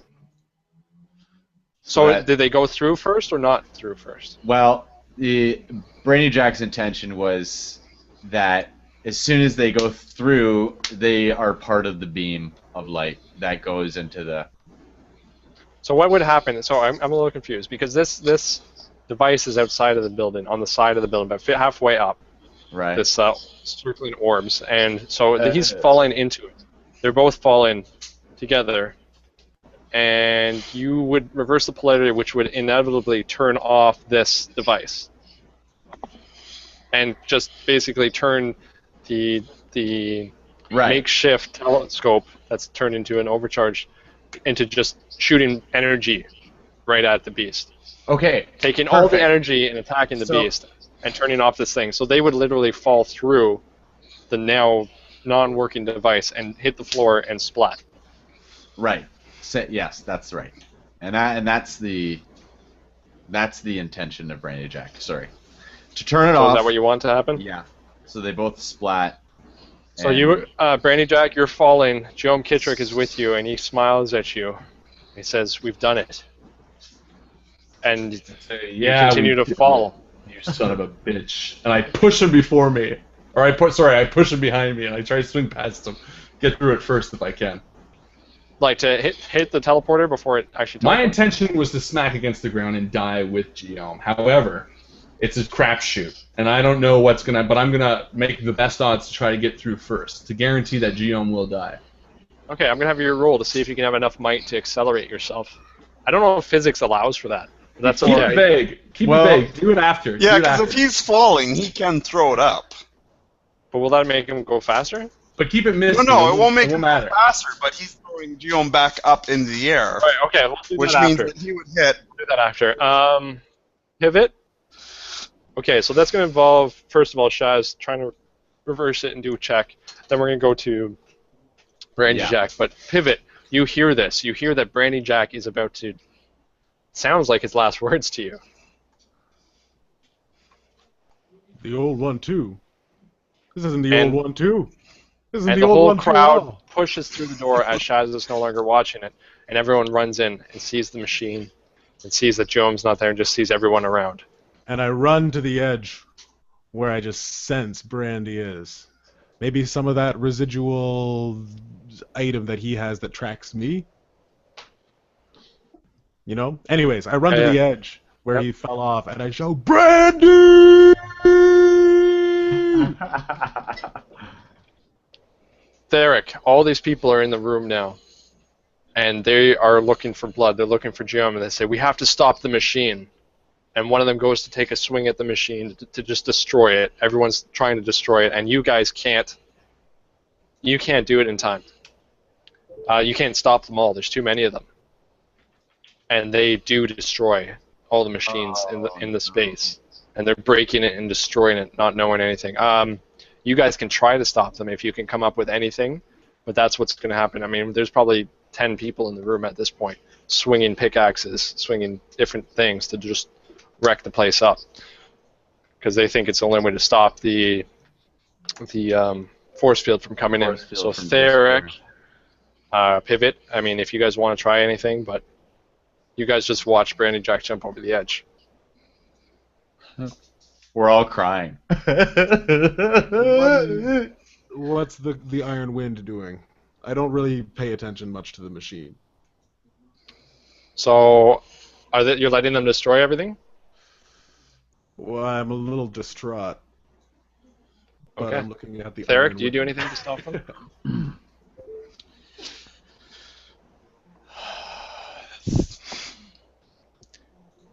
Theric is pausing right now.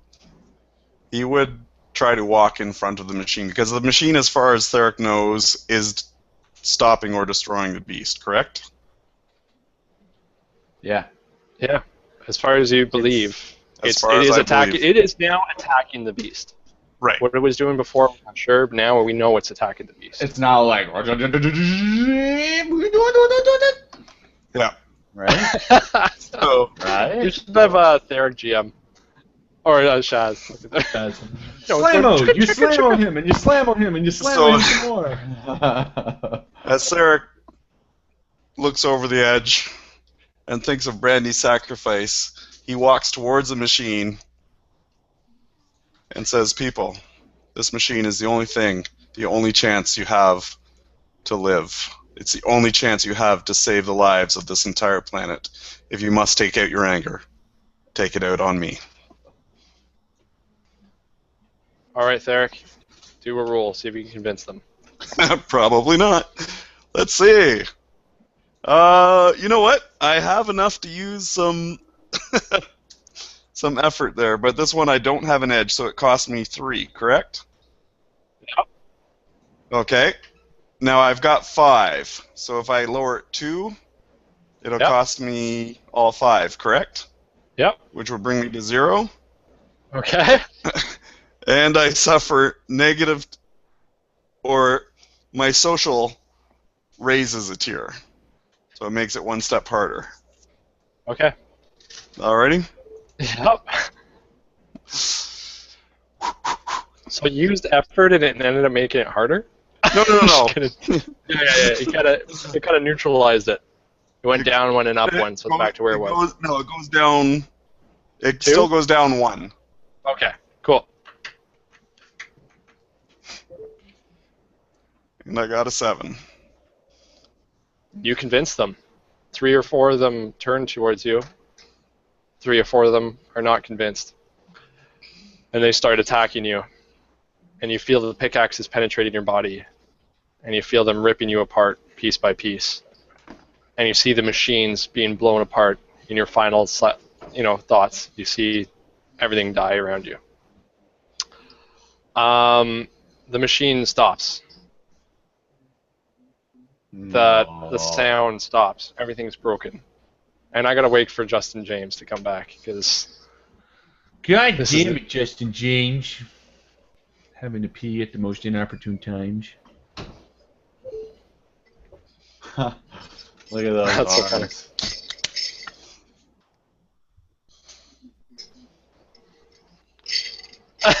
funny. Alright, so you just missed it, but Theric basically tried to stop them, and he didn't succeed, and they ended up attacking him and just ripped him apart. What? So No Theric fucking way. has been killed, and they destroy the machine, and the beam of light flickers in and out and stops. And then silence.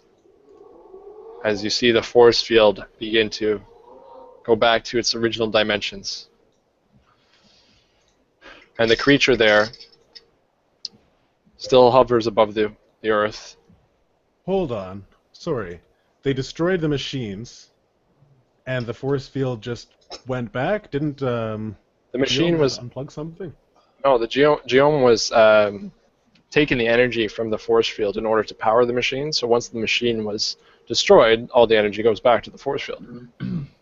Oh. So the force field begins to recede. And you see the chaos and destruction and the disgusting wreck that the key has become from where the force field had moved in. Flesh and metal is fused, and buildings and people don't look as they did. And above you, the silhouette still hangs. And you hear a sound. It sounds like wind in your ears. As you see the creature above you start to eat all the iron wind as it goes up, absorbing it and eating it, and eventually it flies away. Wait, what? So it just like swoops down over the It doesn't. city. It stays where it is, and it sucked all of the iron wind away. So we're all People just are kinda coming out standing of around hiding, dumbfounded. and you guys make your way down after weeping for a while. And you make your way down the tower with the body of Theric and the few survivors that are there. And you never find the body of Brandy Jack. But at the bottom, Giom Kittrick lies in pieces. We'll end it there. That son of a bitch had us run around everywhere! So, congratulations, guys. I think you did a very good job of ending that one. Wow. Just to put into reference, the Iron Wind is now gone. The creature ate it, which actually, in a way, liberated Key, because they no longer need the protection from the Queen and her power. And so they are able to have free commerce with all the shards and their resource that they have, and they can distribute it freely, and now they don't need to rely on the oppression of themselves. Yay, communism! Very So, nice. we're going to end it there. Well, thank you very much, Chris. I think I speak for everybody when I say that was an awesome game. Nope. Awesome game, Nope. awesome part. Nope. I'm kidding. Way We to go, definitely man. do. That was Fantastic job, Chris. Wow. Still reeling from that. That was an epic finale of epic proportions of epicness. So, thank you, Chris, and thank you, all of us. Thank you, Shaz, for being there. And yeah, let's do that. Thank you, Justin and Pivot, our ever strong and sturdy comrade. Thank you, Theric, for always Always killing a guy just before we need to. And thank you, me, for being here and all that kind of stuff. And thank you, Chris, again. A huge thank you for making such a fantastic campaign. Let's give you a double round of applause. That's where I click the button first. And most importantly, thank you everybody for watching. Yes, thank and participating. You guys for watching all along. It has been such an adventure and such an exciting time. I have to say. I just have to say that this is so much more different than playing tabletop RPGs, which we've all done a lot more than the online. And the greatest thing is that you've got all these outside forces, these unexpected third parties changing things around you, and you're like, well, what the hell, right? But that's it's good, and it helps with the story. It helps make things interesting. It's true, and it keeps you on your toes as a player because your mind's always got to be in the game for fear of saying something stupid or repeating yourself, and making sure that you are paying attention as well as playing your best, because we want to make sure that we are all playing our best. Is Alex gracing us with another image? Credit roll. This is the credit roll typed out by Alex or Shaz. So thank you guys so much for watching. I'm just taking a quick look at the Facebook to see if anyone has any comments about the ending of the game and questions and anything like that. I like Patrick LaFrance. It's sad. I pictured an old Brandy Jack on a balcony in his rocking chair, with Borgel beside him, also on a rocking chair. Hey, maybe they are somewhere. You know, the body's not there, and the brain's not there. Who knows? Maybe that's what Hans said. Maybe they were reunited on the other side. And Bob does want an after-credit scene with Borgel. It's a space whale eating iron wind plankton, says Hans. Which is That's right. Oh man, Theric's the voice of reason. Let's talk about Theric's death. I thought that was sad, man. That bummed me out. You know what though? In the end, you know what would have happened if Theric? I don't know if you want to do what if scenarios. But if Theric had succeeded in convincing them not to destroy the machine and only him, the machine would have killed the creature, and then therefore not allowed it to eat the Iron Wind. That's true. So it's kind of good that he's failed in a way. Yeah, it was one of those bittersweet conquests. Yeah. But if only he didn't have to die to do so. Mm-hmm. Yeah. It's sad to think that Theric, and the way Theric went too. God, so fucking. So what was the description? I missed that. That was it was like pickaxes and shit. It was like they just like ate them apart. Yeah, they basically. Sad. I'm kind of heartbroken this is over right now. I know. Does anyone have any quick questions? While the game is done. I mean, I have Brandy Jack and Borgel melted. Borgel's brain went into Brandy Jack. there's lots of cool things I was thinking we were gonna do. Borgel. Bob said they wake up in Kingsport or Arkham. Ooh. Hey, maybe you know what? Subtle hints throughout the entire thing. And Theric, why? Aisha said Theric went and broke my heart by dying. Always gotta. I would like to know. I would like to know. You know, aside from Brandy Jack, obviously, but Pivot and Shaz, what would you guys do from this point on? I mean, that would be interesting to me. Well, we can do that another time. In a sense, Pivot. You're the leader of the Jackdaws now. You're the leader of the Jackdaws, but you've also lost 2 loves in your life. It's true. And right? What is your obligation to Shaz? Best friend and what? Well, what were you? I think that I step in Brandy Jack's place as friends with Pivot. You know, Pivot and I, we begin a long sojourn, a long good friendship. Well, yeah. So my thinking is that we eventually make it back. You know, as far as my story goes, we eventually make it back to the ignorant farmer. The group home where I grew up. The what do you call it? The orphanage where I grew up, and I finally take out the evil sorcerer Chernobog, and basically hang him out to dry, and Yeah, and we continue doing good deeds throughout the land. Nice. I think that Pivot would first offer the mask and leader of the Jackdaws to Shaz. Who would respectfully decline, because I'm not a leader, and I think that's something more along the lines of Pivot. What about reassembling Theric? Taking him down? Not impossible. Not His brain impossible. didn't get eaten. Yeah, that's not a bad idea. I would probably bring him to Tusk, and Tusk would probably say, "Oh, I don't know. It might take years to get him back." But the irony is that now he can't help but show the fact that he's made it of metal. Yeah, he would hate that.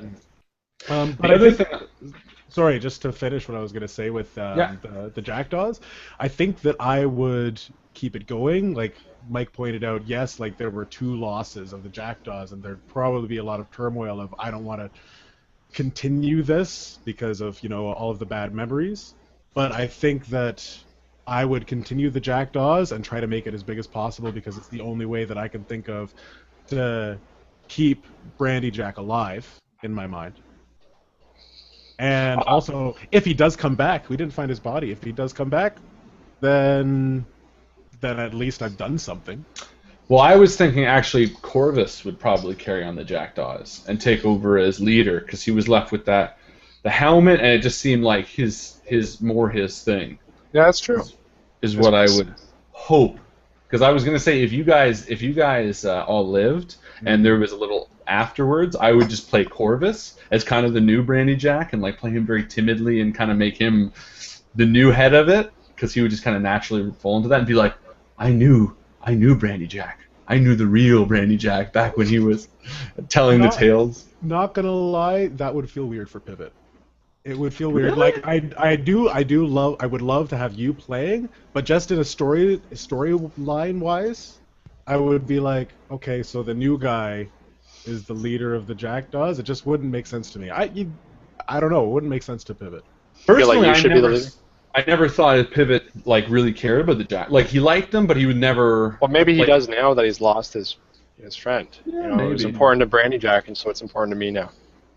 And actually, just to clarify, question from Hans Eager. He just wants to know for sure, Giom's head, he did die, or did he make it through the portal, or is that one of those things we don't know? Because I seem to remember you said he was like shattered all around, body right? you found his body at the bottom, but you didn't head. find Giom. You didn't find Brandy Jack's. Right. So yeah, Giom's head was shattered all over the place, right? Yep. Yeah. Okay, that's what I thought. But he's kind of like an Ultron character, so who knows? He might have faxed himself elsewhere. Who knows what's going on with that? I mean, there's lots we can like. I like how that game ended. We can talk about that if you guys want to, or we could do that. Save that for another time. Well, no. I mean, if I would say if there's any questions by the community that we want to answer real quick about it, then let's do it. Otherwise, I would say no. We can call it. Yeah. So I'm going to do a quick post and just say if you have any questions for anybody about anything, comment under that question about anything. Does it hurt when I pee?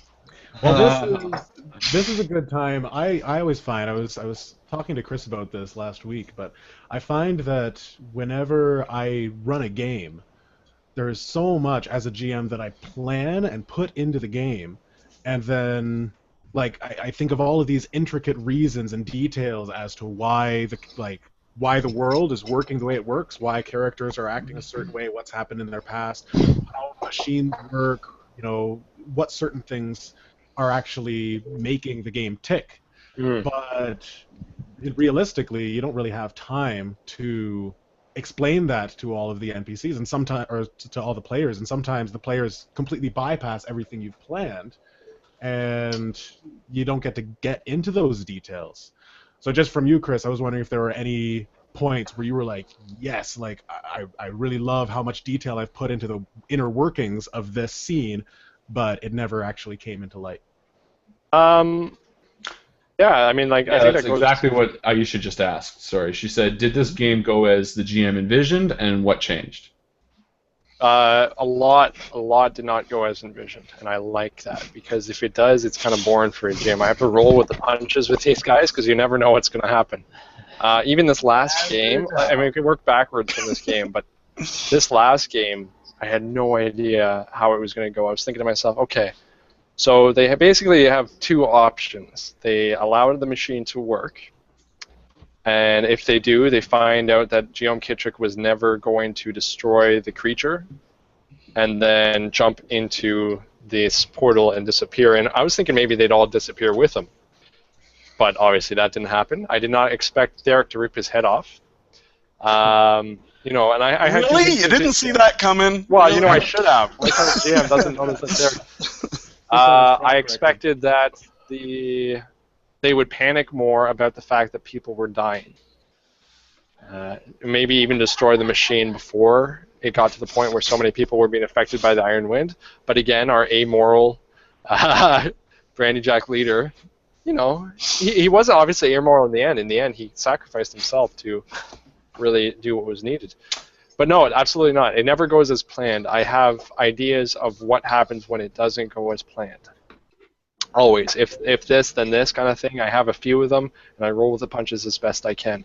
For example, the Bind, when we were going through the mine and doing that dungeon crawl part of the campaign, I had lots of options for them to be successful in finding the shards, and yet they didn't go into a lot of the things that I thought were interesting. You know, I had entire creatures that they never saw. So, yeah, there was entire riddles that never went on. That being said, I was very happy with the way the campaign went. So Bob, you know, I'm glad enough. Oh, sorry. Go ahead. Yeah, I don't think a campaign can ever go as expected. And if it does go as expected, then you're railroading the players too much. Do you agree, guys? Yeah, absolutely. I think so. Yeah. Again, as I said in like in one of those posts a while back, like when I do games with you guys, and I love playing with you guys because I will make a very straight, very linear game. But listening to the way you guys talk and the way you debate about what must be going on behind the scenes, I take that and then I add it in. And because you guys overcomplicate all the time, yeah, the backstory, like, like that's gold. I will use that, and then I just come up sounding a lot smarter than I am, and then it also rewards you guys because you're like, oh yeah, I knew that all the time. Yeah, like the Brandy Jack backstory stuff, and the Pivot backstory stuff. And in fact, everyone's really added content. I had the shell, and if you read the interview, you can get that from the interview that we did. But the shell of the storyline, but I added a lot of detail thanks to these guys. Brandy Jack, what was the next question? I'm Harlan now. Took off my. Yes, I was gonna say. Let me put my hair back the other way so everyone knows that I'm Harlan again. Oh my God! God, Harlan's Brandy. What have you done with Brandy Jack? I know, and I'm also Superman. Bob asked, will you revisit the Ninth World in the future as maybe the PC's children as characters, I'm assuming he means? Like, would you revisit the Ninth World in a different way? Is that like a two-part question? Would I revisit it, and would I revisit it as a continuation? Sure. I'm going to first of all say maybe, because, you know, you never know what's going to happen in the future of especially with the community. I mean, the community, if they really say, let's do more Numenera, we want to see more Numenera, we will definitely push it ahead, I think. You guys agree?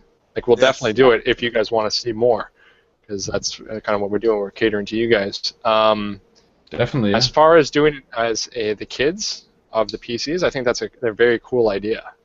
I definitely would consider adding that in. Like illegitimate kid, maybe? Yeah, illegitimate. The whole campaign is to find how many illegitimate kids Brandy Jack has had over the ages. That's true. Cool. Roll a 1d20. So to answer that in once or twice. Yes, and you never know where we're going to go with it. I mean, we got some. Maybe our stories are going to interconnect somehow. Who knows? Ooh.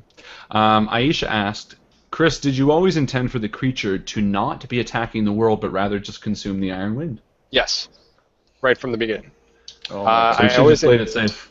Yeah, I totally. I like the thought. You know, it was interesting because usually people question my obvious. I don't know. I'll ask you guys. Did you guys see that Giom Kittrick? He wasn't a bad guy per se, and I think that was what I enjoyed writing about this one the most, was that I didn't make a blatant bad guy, and I made it seem like this creature was coming to destroy the world. And I think it was a misnomer, the fact that the picture itself was entitled World Eater. Was kind of tough for you guys to not jump to the conclusion that Yeah, like the whole time, I should have really changed the name of the picture. Because I was like, well, it's got to be the World Eater. Yeah, but just a little I like bit that. of- yeah. You know, my whole intention was that they wanted to be afraid of this thing, but in the end, it wasn't as bad as it looked, and the looks were deceiving. Yeah. So there was opportunity to, you know, if they had asked Giom Kittrick sooner, they would have found out more information about it, but that never came up, which I liked. It left the mystery of what is this thing? It's just some big bad we got to destroy. Which I was set on. I was totally set on trusting Giom. I mean, that was pretty obvious in the game. I was set on trusting him the whole time. Mm-hmm. Threw me off. Loved it. Yeah, there were certain things about the creature. I don't know. For example, the fact that they were going to destroy the creature at the end there, I wasn't prepared for that. The whole changing of the polarity of the device to destroy the creature. Here's how I thought it was going to go. Either Giom Kittrick was successful and drained enough of the energy that the creature ran away without eating the Iron Wind, or they didn't drain enough of the energy, destroying the machine, which would have kept the force field further away, and then the creature would have eaten the Iron Wind. So that was my intention. Either they allow the creature to eat the Iron Wind and save more people, or they don't and they leave the world, or who knows what. So if that answers the question. Any other questions out there? Yeah, Aisha asked, I guess this is for Mike and myself, was it hard for the players to sacrifice their characters, or did you see it as an easy solution when you did it? Mike, why don't you go first? Love these questions, by the way. Much like Theric, I'm not much of a thinker. I think that's why it was a good character for me. I don't know if I think that far ahead. I think we discussed Theric's book of strategies in an earlier. Punch things till they die. Yeah, I think as far as Theric goes, again, he's never really been one to understand human nature. He's never really understood why humans strive to be so to distance themselves from animals, because we are animals, and so he doesn't get why. So I guess he was just looking at, he sees they're angry, he sees they need to express that, and I honestly thought that machine was the only way to stop that creature, and so I guess that was his call, was let them express their anger to try to save them. Yeah, and for Brandy Jack, well, me as a player, I just like the most epic. I like the best story. I like what sounds the best. So it's never hard to kill a character, and we had this discussion a lot about dying through a die roll and dying through a character choice. I'm never against characters dying. I just hate it when it's like out of your, if it's a bad roll, I always hate that. But when it comes to a story like this, Brandy Jack standing on the thing, saying goodbye to his brother, the brother realizing that it was his brother and throwing himself off to kill himself. To me, that is a good story, and I'm always in support of that. To talk to that, I wouldn't have killed off Theric as easily if I didn't know that his pools were as low as they were. Because that last one, I think, brought his pool 2-0, wasn't it? My might was 1, my speed was 1, my intellect was 0. So you were dead, basically, anyways. Exactly. If you were like at full health and they walked in, there's a bunch of farmers coming in to kill you, I would have let you destroy them. But because you were almost dead, this was like one of your last acts, anyways. Yeah. It was easy for me to just let it be cinematic. However, otherwise, I would have just let the roles speak for themselves. I'm not like Harlan in the sense that I'm okay with the roles killing a character. I'm okay with that. Even if it's an meaningless death. In the D&D game where I fell into a pit, I was ready to die, because that was, the way that the cookie crumbles sometimes. That's just Actually, the difference. it's the way that Alex's character fell on you. That Yeah. Hans asked Lucky a it good missed. question, which I'm actually keen to know myself the answer to. Was there a way for the PCs to discover the creature's motivations prior to the final confrontation? Absolutely.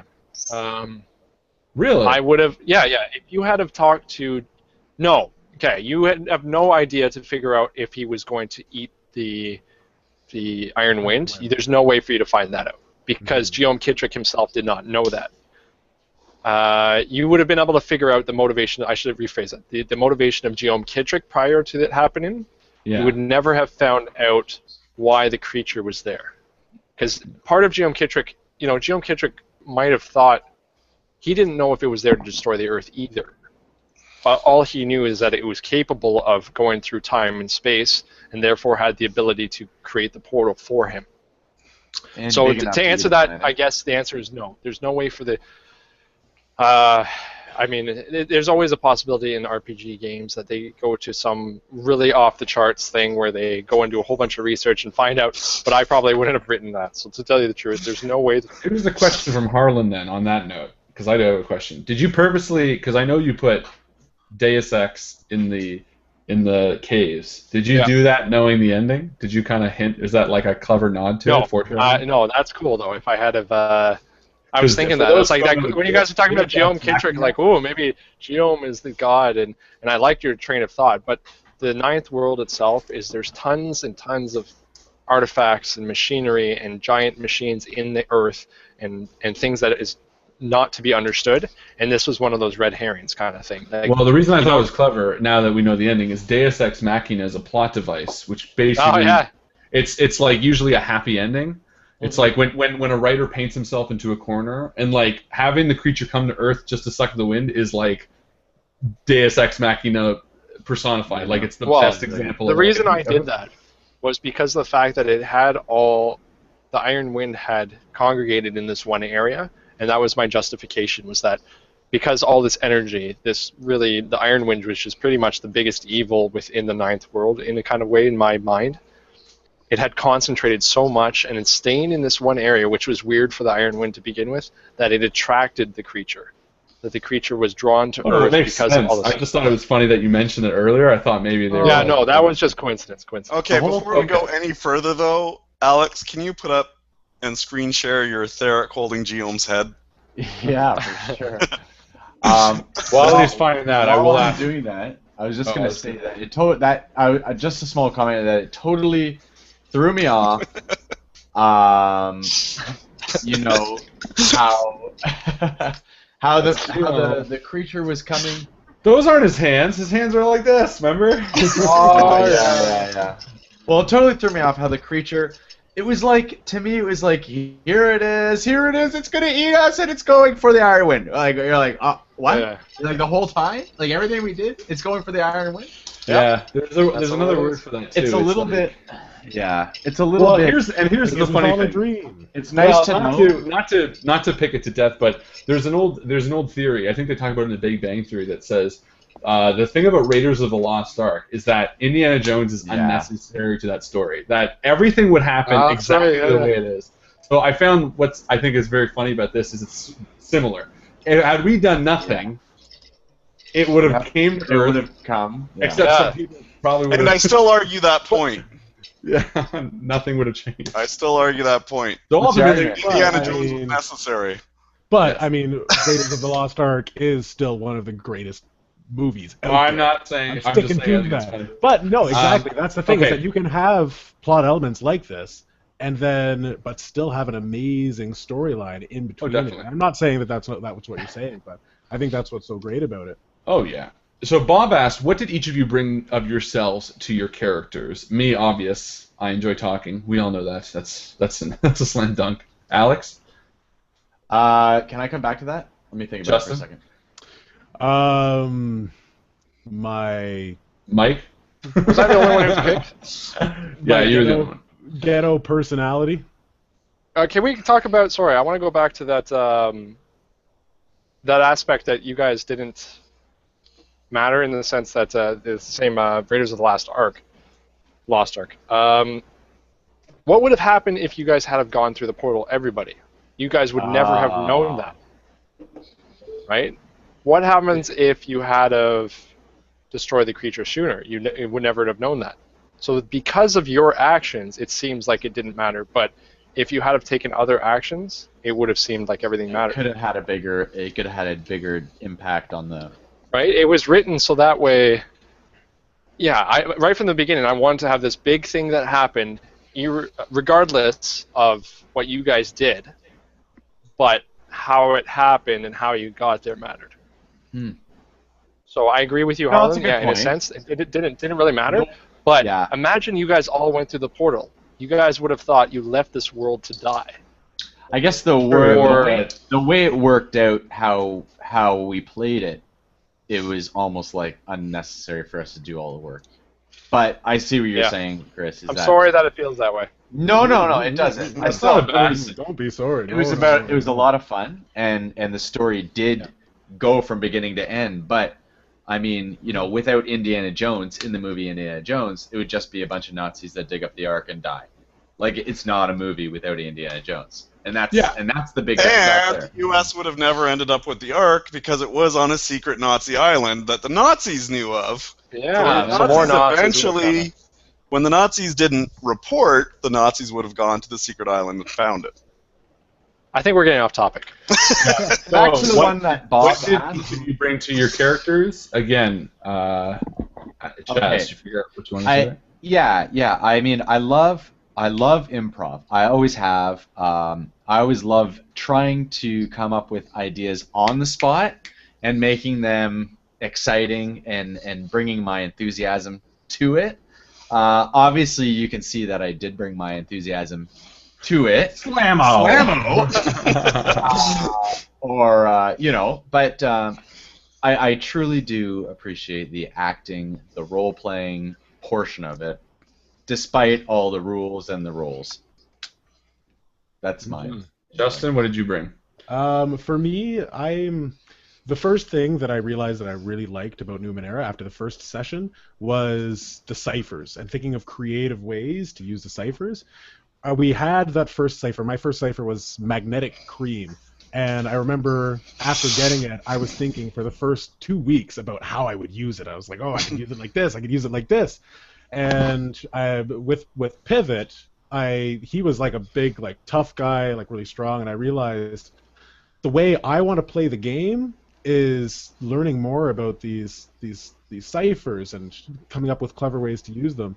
So that desire to be creative with the ciphers bled through into Pivot, and halfway through the game he started being less about might and speed and just crushing things and more about tinkering and playing around with things and coming up with creative ideas.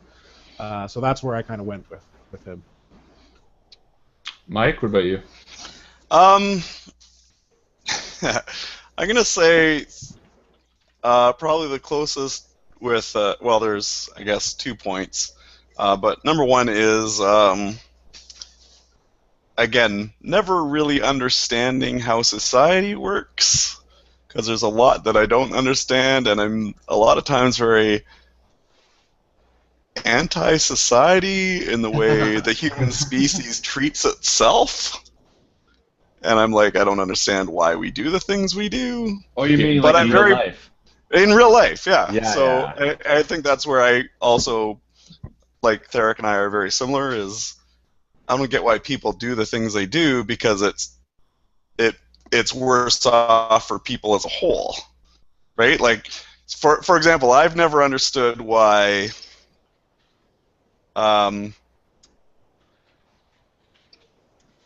okay, so it's hard to explain, but I've never understood why we don't treat life like a team sport, where we try to do what's best for everyone and then compete in individual sports to challenge ourselves and see what our own personal limits are. Whereas it seems like in the business world and that sort of thing, it's all about individual sports and let me be the winner. Mm-hmm. Yeah. Right? About your success and not everybody else's success. Exactly, and I will succeed at the cost of everyone else, which I don't understand why as a species we do that, because it doesn't make sense. That's so important for our camp, like as a party member. That's such an important way to think about it, because if you just try to make yourself the best, you're not really part of the team. And I think in our last game with my character, I was a little bit in that sense. It was kind of like just about my character instead of being about the rest of the characters. True, but then again, that does make. I mean, people are like that. That's real life, right? Yeah. Like sometimes it's interesting to have characters that aren't picture perfect because it's going to add that variety. Mm-hmm. And for me, like I said, Brandy Jack is probably the closest iteration of myself that I. What you want to be. Yeah, what I strive to be. Talkative and A leader. kind of a dick. Oh, and a leader, sure. We'll call it that. But pretty much anybody who's watched the stream has a good idea of what I am. Perfect. Good question, Bob.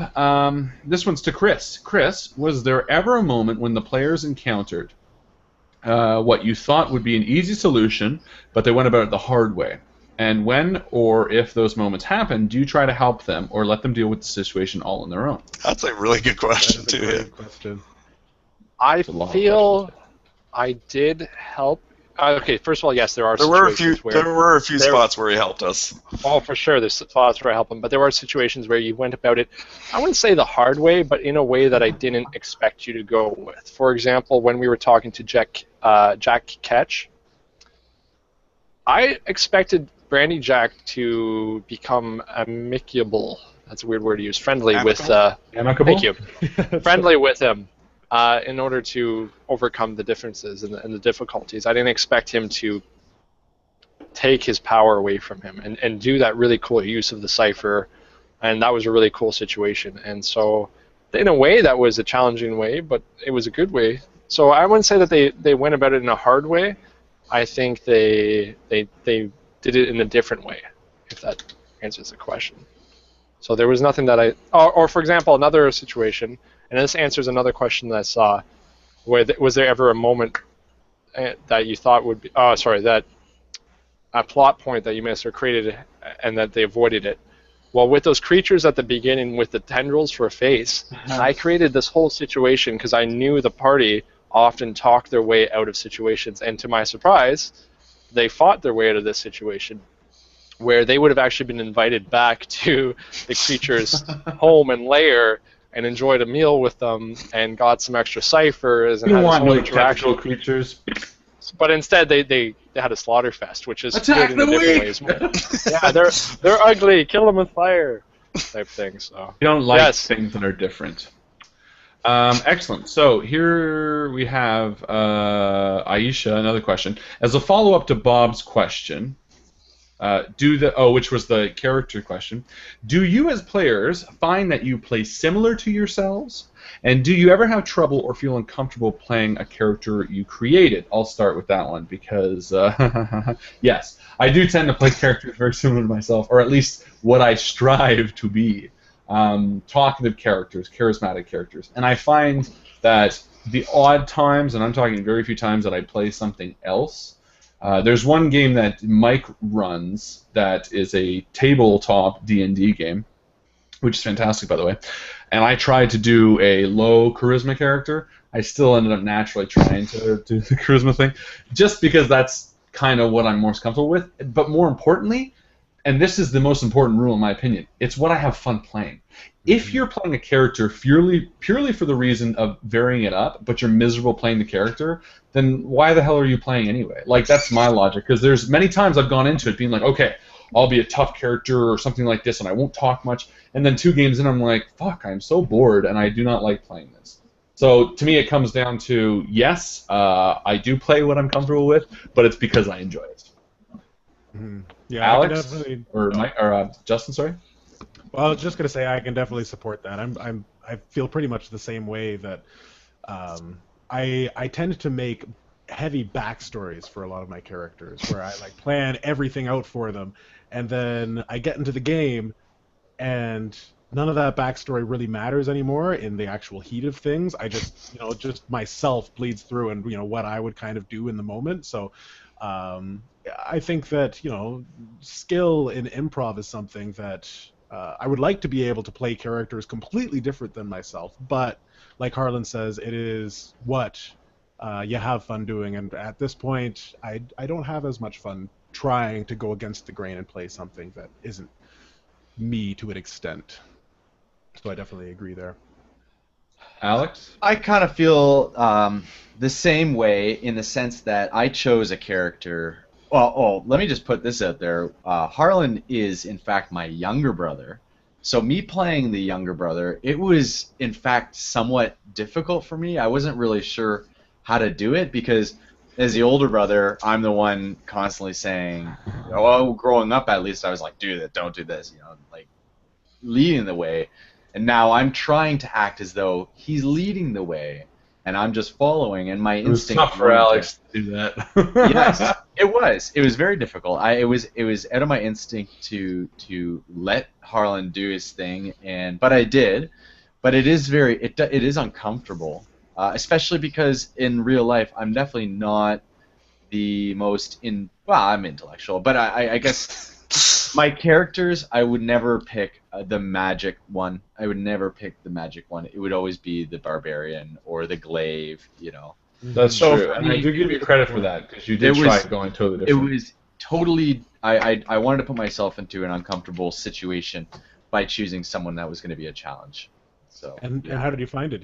Were you successful? Did you have what? Fun playing him? I did. I had a lot of fun. It was a lot of fun using my imagination on how this Numenera, it was wrapping my mind around it. I was just, even before we played tonight, I was thinking, why wasn't I using the Numeneran, the nano web to communicate, with others via the internet? If I told somebody 100 years ago that I was talking to my friends, having a group of people in the same room with me, but on a TV screen, it'd be like intranet. No idea what I'm talking about. Yeah. What about you, Mike?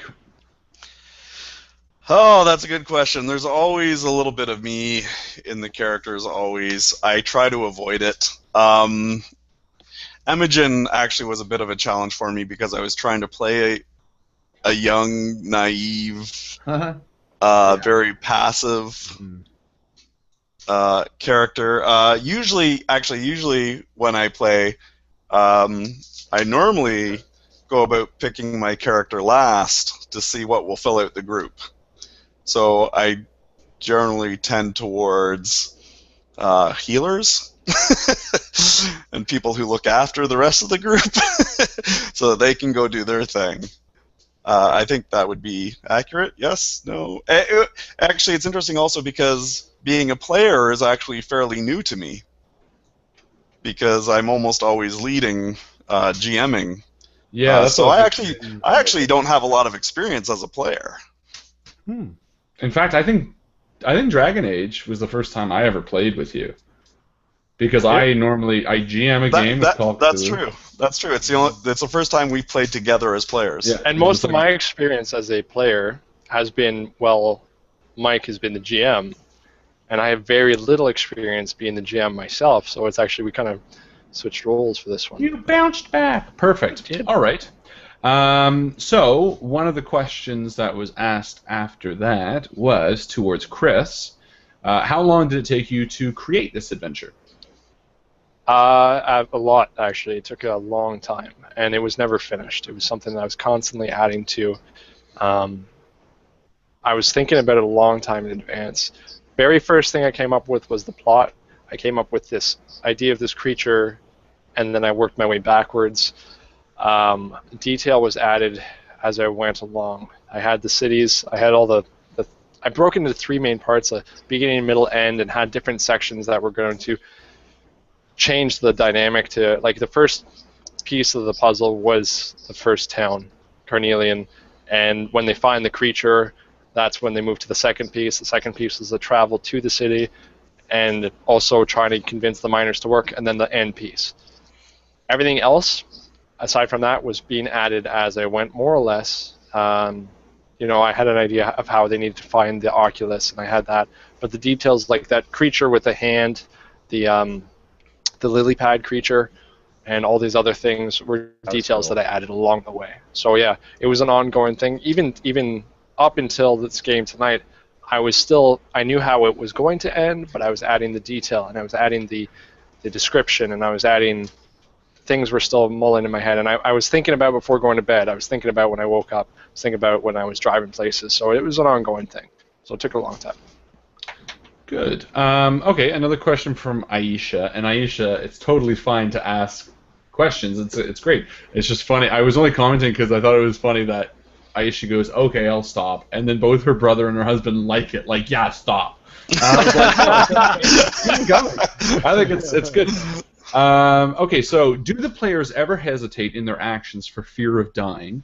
And as the GM, do you ever work behind the scenes to make sure no one dies? Or just the game progresses naturally, even if that means a real-life player will be left out of the game? Let me start on this one because it is something that Alex just mentioned to me.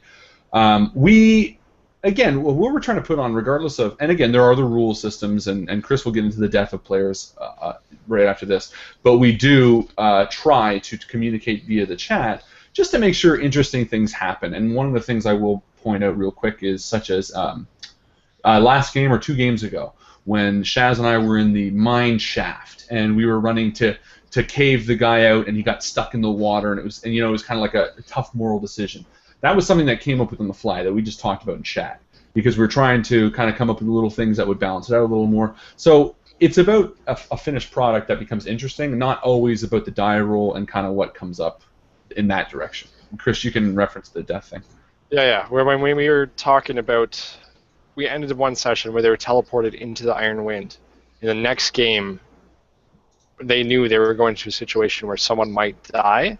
There was a little bit of a conflict, and I felt that between Harlan and myself, is that, Harlan was kind of like, well, there's really nothing we can do at this point. And I said, yeah, but there's that element of fate, that element of rolling the die, and sometimes shit hits the fan.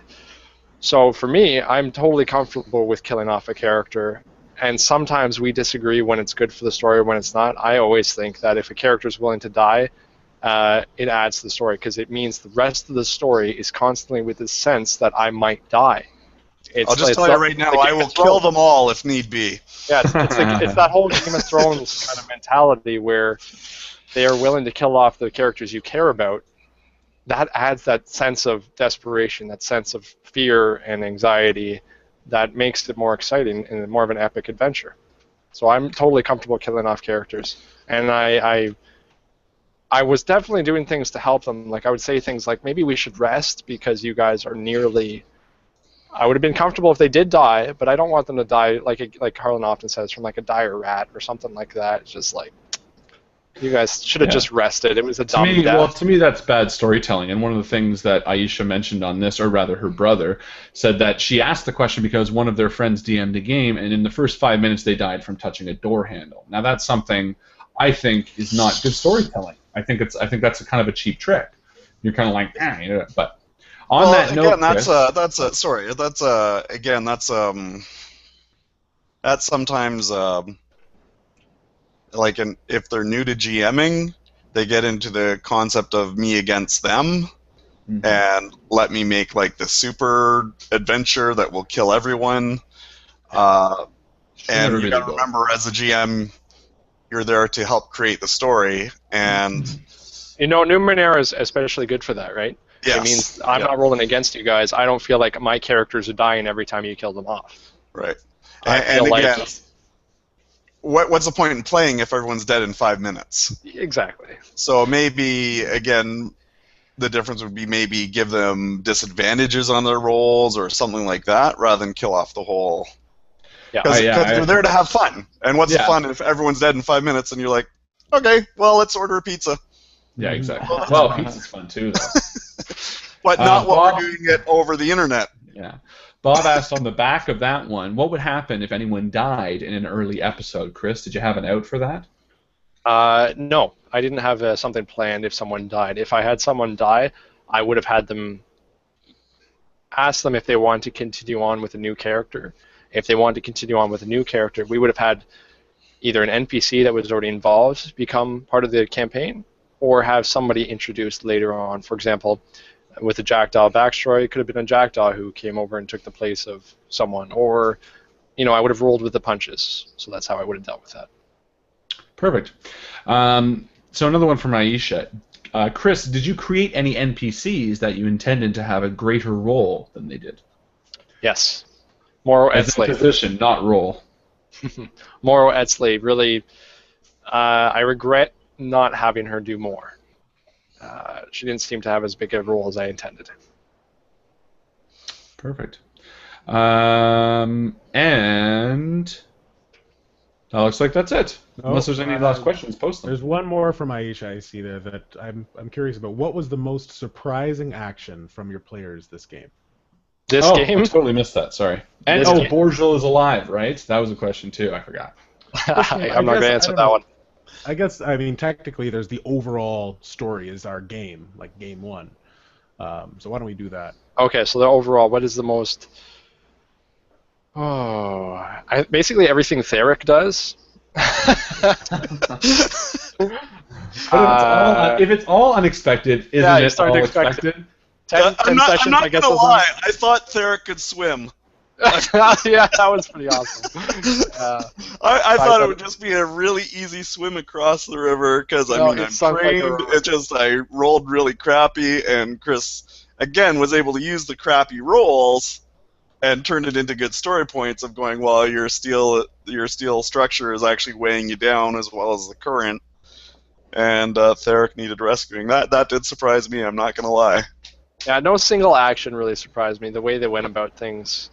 In the end, like that scene where they're trying to cross the river in the bog, I came up with this creature that as basically those hands mine for gold, and I was like, oh, it's perfect. You know, they can walk across the lily pads because they have the gel that attracts metal, and they come up with some reason. It's like this idea in my head, and there goes Theric jumping into the water. So, yes, there was lots of things I didn't expect, but I expected the unexpected. Yeah, I guess that's fair. I mean, I do feel like there were a few things from our perspective that we solved in unexpected ways. Like, I don't think you I don't think you had the intention of having Borgel useful to us at all. Oh no, the Borgel was supposed to be. I thought you were going to kill him. I thought that was going to be a fight situation, and you were just going to destroy Borgel. But he became an ally, which was fun. Yeah, from a player perspective, I think those were surprising, at least for us, because I do think that. But I think certain things we kind of thought out or lucked out or. Yeah, big time. I'm also not gonna lie, Harlan. Some of you are like, I'm gonna pull this speech out of my ass. Mm-hmm. Some of the things you came up with, like on the spot, I was oh my god, he is a freaking wizard. Thank you. Those were my more inspired sessions. Some sessions I was like, but you're right. You know what? I will. I was proud of a few of the speeches I threw out. I pulled out of nowhere there, just being like, no. As I'm talking, I figure out. I'm like, that does make sense. The best one was the armor or the vest. The vests. I was like, oh, cool. It starts in a riot. Oh, cool. The riot's over. Oh, the vests. Yeah. The what were they like? We're taking them away for you. They're safety vests. No, that was fun. And when we're talking about playing characters true to life, that's me. I try to weasel out of everything. Yeah. No, I'm not going to help you with that. Why? Won't you understand? I have to go. I'm doing this for you. It's called Irish diplomacy. It's the ability to tell a man to go to hell so that he looks forward to the trip. That's what I practice. It's telling someone to fuck off so that they're like, okay, that sounds great. That's the best thing for me. Exactly. That will really help me. Perfect. So I know, Alex, you said you have to jump off real quick.